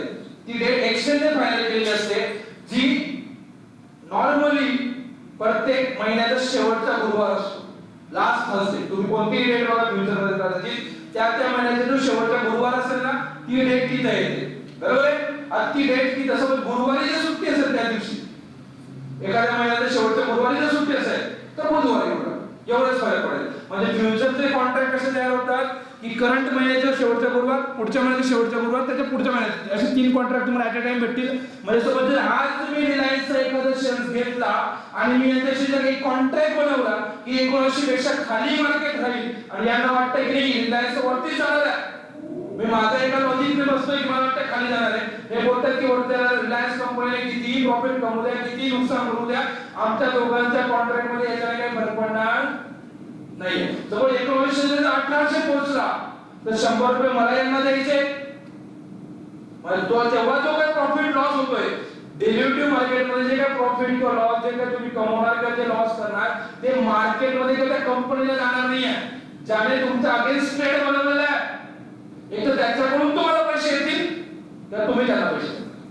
पण लक्षात आलं इक्विटी कॅश मध्ये ऍक्च्युअली स्टॉक मार्केटचा जन्म इक्विटी कॅश साठी झालेला आहे. इक्विटी मार्केट म्हणजे काय की मला एक बिझनेस चालू करायचा आहे आणि मला त्यासाठी पैसे पाहिजे आणि मी एखाद्याला असं तुम्ही सांगा ज्याला बिझनेस सुरू करायचा आहे त्या माणसाला किंवा त्याच्या फक्त एक कन्सेप्ट आहे कन्सेप्ट खूप चांगला असेल बँक लोन देते का सगळ्यात मोठा प्रॉब्लेम तोच आहे. जेव्हा तुमच्याकडे पैसे मिळतात तेव्हा तुमच्याकडे 50,000 बँक देते आपल्याला लोन घ्या जेव्हा गरज द्या देणार आणि वर्ल्ड मध्ये प्रत्येकाला हा प्रॉब्लेम. मग काय केलं की हा कन्सेप्ट मला माहिती आहे सपोज माझ्याकडे कन्सेप्ट आहे त्याची स्ट्रेंथ मला माहिती आहे मी काहीतरी फंडिंग माझ्याकडे जमा करतो सपोज मला 1 करोड रुपये लागत आहे तर 50 लाख रुपये मी जमा केले उरलेले 50 लाख रुपये मी काय करतोय या कन्सेप्टला लोकांना सांगतोय ज्यांना पटतोय ते एक एक लाख 50 लोकांनी 1 लाख रुपये दिले म्हणजे काय झालं कंपनी बनली 50% माझी भागीदारी आणि 1% त्या सगळ्यांची भागीदारी. आता कंपनीचे सपोज पुढे 1 लाख रुपये कमवते तर त्याच्यातून माझा प्रॉफिट किती आहे आणि प्रत्येकाचा 1,000. म्हणून तुम्ही जर इन्व्हेस्टमेंट करतात तेव्हा ती प्राइस कधीच बघायची नसते. जेवढं स्वस्त भेटतं तेवढं आनंदच आहे पण त्या कंपनीचा बिझनेस मॉडेल काय आणि मग ती कंपनी परचेस करा मग तुम्हाला प्रॉफिट होणारच आहे काही प्रॉब्लेम येणार ठीक आहे. अदरवाईज आपण काय करतो की इन्व्हेस्टमेंट करायची असं बोलतो फक्त बोलण्यासाठी आणि ते 400 रुपयाचं घेतलं का 450 आणलं का विकायचं आपल्याला तर तुम्ही ती लॉंग टर्म ट्रेडिंगच करताय तुम्ही इन्व्हेस्टमेंट करत नाहीये. ठीक आहे पॉईंट लक्षात आलेला आहे. तुम्ही ती पण ट्रेडिंग करू शकता ते तर होतच ना. आता 900 रुपयाचा जो रिलायन्स घेतला असेल आता 2000 रुपये चालू आहे एखाद्या वाटत की 100% रिटर्न येत आहे तुम्ही बुक करून येऊ शकता त्याला प्रॉब्लेम नाही. म्हणजे 2-3 प्रकारे गेन असतो इक्विटी कॅश मध्ये की प्राइसचा डिफरन्स तुमचे कॅपिटल व्हॅल्युएशन वाढत असतं पण एक शेअर्स मी 1000 रुपयाला घेतला आज प्राइस 2000 रुपये चालू आहे तर माझ्या अकाउंट 1000 रुपये आलेत का फक्त व्हॅल्युएशन वाढलेली माझ्या अकाउंट माझं कॅपिटल 2000 रुपये झालेलं आहे 1000 रुपयाचे 2000 रुपये झाला पण जेव्हा मी ते विकेल तेव्हा ते पैसे मला भेटतील. कॅश मार्केट डेरिव्हेटिव्ह मार्केटचं तसं नाही आहे. मी आता 1000 रुपयाचा घेतला आज दोघांनी कॉन्ट्रॅक्ट करून टाकला उद्या 1000 रुपयाचा रेट जर 1100 पोहोचला किती झाला आमच्या कॉन्ट्रॅक्ट पासून 100 रुपये वरती डेली सेटलमेंट होते म्हणजे 100 रुपये जर वरती गेले मला प्रॉफिट होतोय त्यांनी आजच 3.5 वाजता 100 रुपये माझ्या अकाउंट येतील. ओके म्हणजे डेली सेटलमेंट याला म्हणतात की आजचा प्रॉफिट लॉस जो काय असेल तो सेटल करायचा. आपण बोलतो मार्केट रोज सेटलमेंट करतो. सेटलमेंट करतो म्हणजे काय की समज मी जो कॉन्ट्रॅक्ट बनवला डेरिव्हेटिव्ह कॉन्ट्रॅक्ट मध्ये त्याच्यात जो काय समज मला जो प्रॉफिट झाला माझ्या प्राइस पासून मार्केट 100 रुपये वरती गेला तर मला 100 रुपये माझ्या अकाउंटला कॅश जमा होते. माझे व्हॅल्युएशन वाढल्याने कॅश जमा होते. यामध्ये एमपीएम साठी तुमच्याकडे पैसे असायला पाहिजे. सपोज जर तुम्ही 100 रुपये कॉन्ट्रॅक्ट बनवला आणि मार्केट 950 ला येऊन गेलं तुम्ही ट्रेड मधून एक्झिट झालेले पण आज संध्याकाळी 3:30 वाजता तुम्हाला 50 रुपये समुद्राला द्यावे लागतील तुमच्या अकाउंटमधून कट होतील. तुमचा ट्रेड चालू आहे ट्रेड बंद नाही झालेला आहे. आता परवा सपोज 950 पासून 950 पासून मार्केट वरती गेलं 1100 ला पोहोचलो किती जमा होतील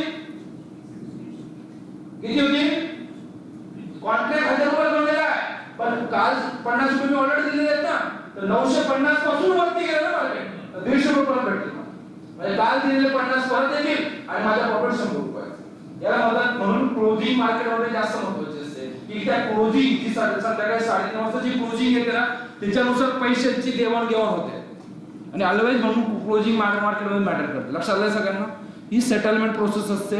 याला इक्विटी डेरिव्हेटिव्ह मार्केटमध्ये जे फ्युचर अँड ऑप्शन मध्ये असते त्याच्यात रोजच्या रोज पैसा जे काय असेल तो येईल किंवा जाईल. कॅश ट्रेडिंग अकाउंटला पैसे जमा होतील. तुम्ही कॅश मार्केटमध्ये जे शेअर्स घेतात त्याची फक्त व्हॅल्युएशन वाढेल नोशनल प्रॉफिट तुम्हाला दिसेल. तो जर तुम्हाला कॅश मध्ये कन्वर्ट करायचं असेल तर तुम्हाला तुमची इक्विटी विकावी लागेल शेअर्स विकावे लागतील तुम्हाला तुमचे पैसे. लक्षात आलं कळलं सगळ्यांना काय म्हणतात एक्सपायरीच्या दिवशी बघा आज मी कॉन्ट्रॅक्ट बनवला आजची डेट सपोज 13 तारीख आहे एक्सपायरी सपोज 26 तारखेला येणार आहे, मी 1000 रुपये कॉन्ट्रॅक्ट मारला, मला वाटतं की मी बोलतोय किंवा वरती जाणार आहे, माझा वरती तो 1200 गेला, 1000 रुपये घेतलं 1200, मला चांगला प्रॉफिट दिसतोय. आज समोरचा व्यक्ती ऐकेल का एक्झिट व्हायचं? तो काय म्हणेल 26 तारखेला त्यानुसार ठरवू, तो मध्ये सेटल करणार नाहीये. 2 दिवसानंतर काय झालं, 1000च्या खाली आला 900 रुपये. आता तो म्हणाले की मला 100 रुपये सेटल करून टाकायचं. मी काय म्हणेन 2 दिवसापर्यंत तू ऐकत नव्हता, आज मी ऐकणार आहे का? ऍक्च्युअली कॉन्ट्रॅक्ट एक्सपायरीच्या दिवशी सेटल होतात, पण मी यांच्याशी एक कॉन्ट्रॅक्ट बनवला 1000 रुपयाचा बाय आणि सेलचा बनवला अशी 1200 गेल्यानंतर मी यांच्याशी नवीन माणसाशी एक 1200 सेलचा कॉन्ट्रॅक्ट बनवून घेतला. काय झालं?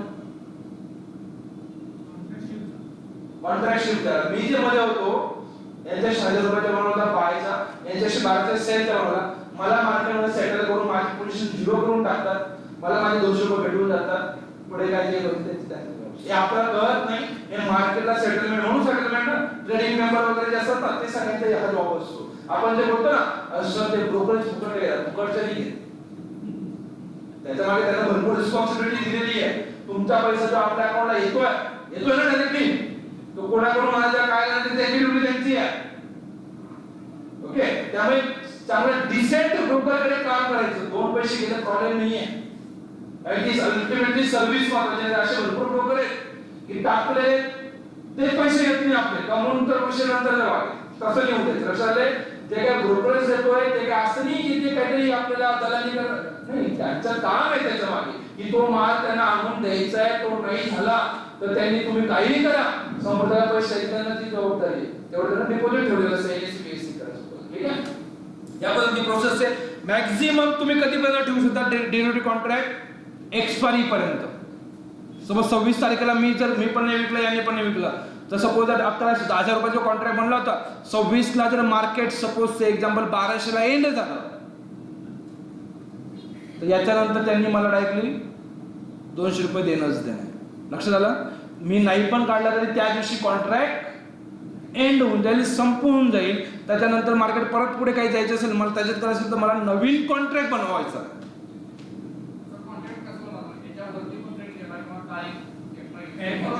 नाही, कॅरी फॉरवर्ड करायचं ना, रोल ओव्हर करायचं त्याला. सपोज 26 तारखेला तुम्ही नाही काढलं ना तर एक्सचेंज स्क्वेअर मध्ये द्यावं सगळं. म्हणजे काय असतं की डिसेंबर कॉन्ट्रॅक्ट जो आहे ना, तो 26 डिसेंबरला डिसेंबर कॉन्ट्रॅक्ट का संपून जाईल, त्याच्यात ट्रेडच होणार. आपण सेलच करायचं काय रेट आपल्याला मनार काही तर तो सेल नाही नाही, ते बरोबर आहे ना, पण त्याला मॅक्सिमम तुमचा जो टाइम आहे म्हणायचा तो 26 डिसेंबर पर्यंत टाइम लावायचं नाही. तो फ्युचर मध्ये काम नाही करता येत. ते सांगतो ना, जर तुम्हाला टाइम नाही लावायचा आहे ना, इक्विटी कॅश तुम्हाला तुम्ही घ्या, 10 वर्ष माल विकू नका तुमची मध्ये, तुम्हाला कोणी सांगणार नाही माल विकू. पण जेव्हा डेरिव्हेटिव्ह कॉन्ट्रॅक्ट मध्ये तुम्ही येतात तर तुम्हाला जसं मी डिसेंबर कॉन्ट्रॅक्टला ट्रेड केला तर मॅक्झिमम तो ट्रेड मी डिसेंबरची जी एक्सपायरी तिथपर्यंत ठेवू शकतो. आता माझा इंटरेस्ट किती नाही, मला वरती जाणार आहे सपोज तर मला 30% ठेवायची आहे, तर डिसेंबर मध्ये एंड करायची आणि जानेवारी मध्ये परत 30% घेऊन टाकायची. याला म्हणतात रोल ओव्हर.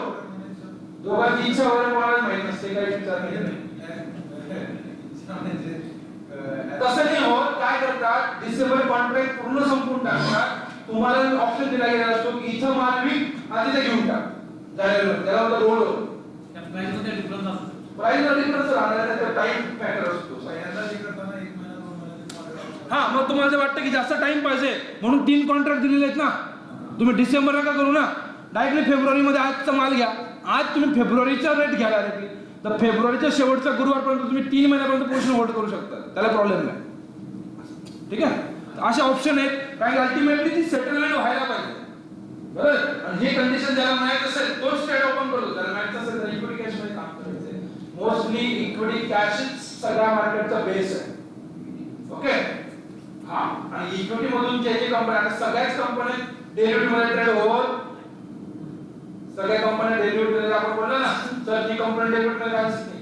त्याच्या कंडिशन आहेत, एवढं रोज ट्रेड व्हायला पाहिजे, एवढं व्हॉल्यूम असायला पाहिजे, एवढं त्याचं कॅपिटल मार्केट कॅपिटल एवढं असायला पाहिजे, लाख करोड मध्ये. तर त्यांचं जवळजवळ 150-160 कॉन्ट्रॅक्ट असे आहेत की जे डेरिव्हेटिव्ह मध्ये आपल्याला ट्रेड करायला अवेलेबल आहे.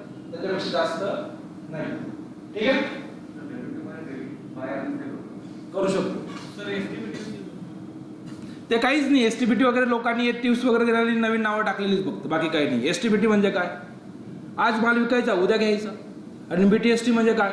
आज घ्यायचा उद्या विकायचा. ते तुमची मर्जी ना, कधी पण काय पण ट्रेड घ्या.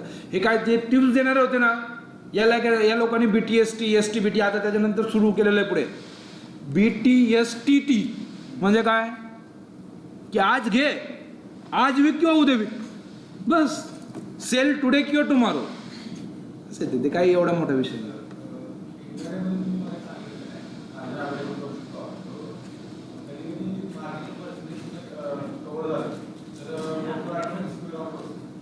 नाही, ब्रोकर कधी स्क्वेअर अप करतो?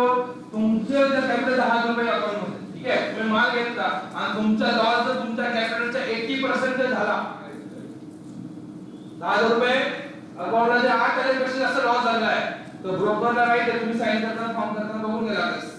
तुम्ही जर फॉर्म भरतात ना, तर तुम्ही ते राईट दिलेला पाहिजे की 80% पेक्षा जास्त लॉस झाला तर तुमची ऑर्डर स्क्वेअर अप करतो. त्यापर्यंत गरज नाही. किंवा तो तुम्हाला पहिले कॉल करतो, इंटिमेट करतो की बाबा तू पैसे टाकतोय का? आपण जर बोललो की मला 5 मिनिटात मी पैसे टाकतो, जर आपण पैसे टाकले तर काय प्रॉब्लेम? किंवा तुम्ही चेक द्या, साइन केलेला चेक देऊन टाका अमाऊंटचा, तरी तुमची पोझिशन होल्ड काढणार नाही. काय माहिती का? सपोज तुम्ही नाही काढली, नाही जे होईल ते बघता येईल आणि तुम्ही काढलंच नाही. जसं 2008 मध्ये मार्केटवर पडायला लागलं होतं, खूप सारे ब्रोकर डुबले तिथं. लोकांचं जाऊ द्या का, लोकांनी पोझिशन काढले गेल्या, लोकांनी सांगितलं की आम्ही पैसे देऊ. लोकांचं ते जे येणं होतं ते आलंच नाही ब्रोकरला. पण ज्याला प्रॉफिट झाला तो सोडणार आहे का?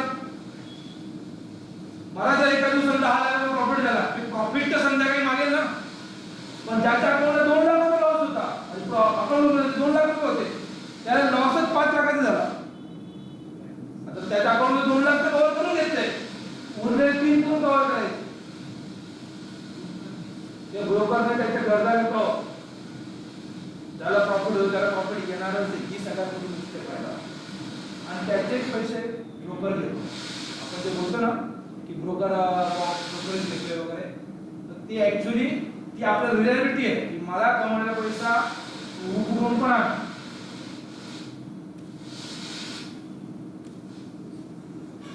क्लिअर आहे?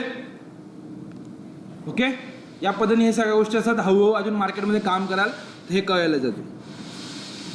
आशिष, प्रकाश सर,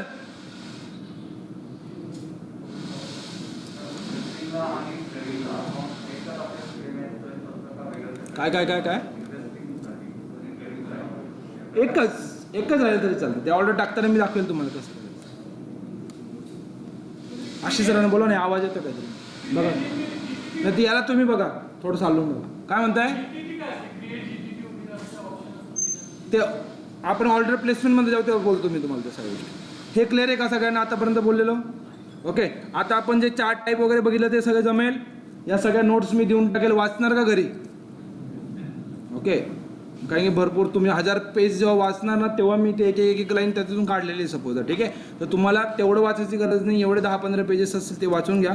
खूप साऱ्या गोष्टी तुम्हाला कळतील. काही डाऊट असेल तर परत तुम्ही विचारू शकतात पुढे. Okay, intraday trade, carry forward trade वगैरे काय असतं ते पण इथं मी टाकलेलं आहे.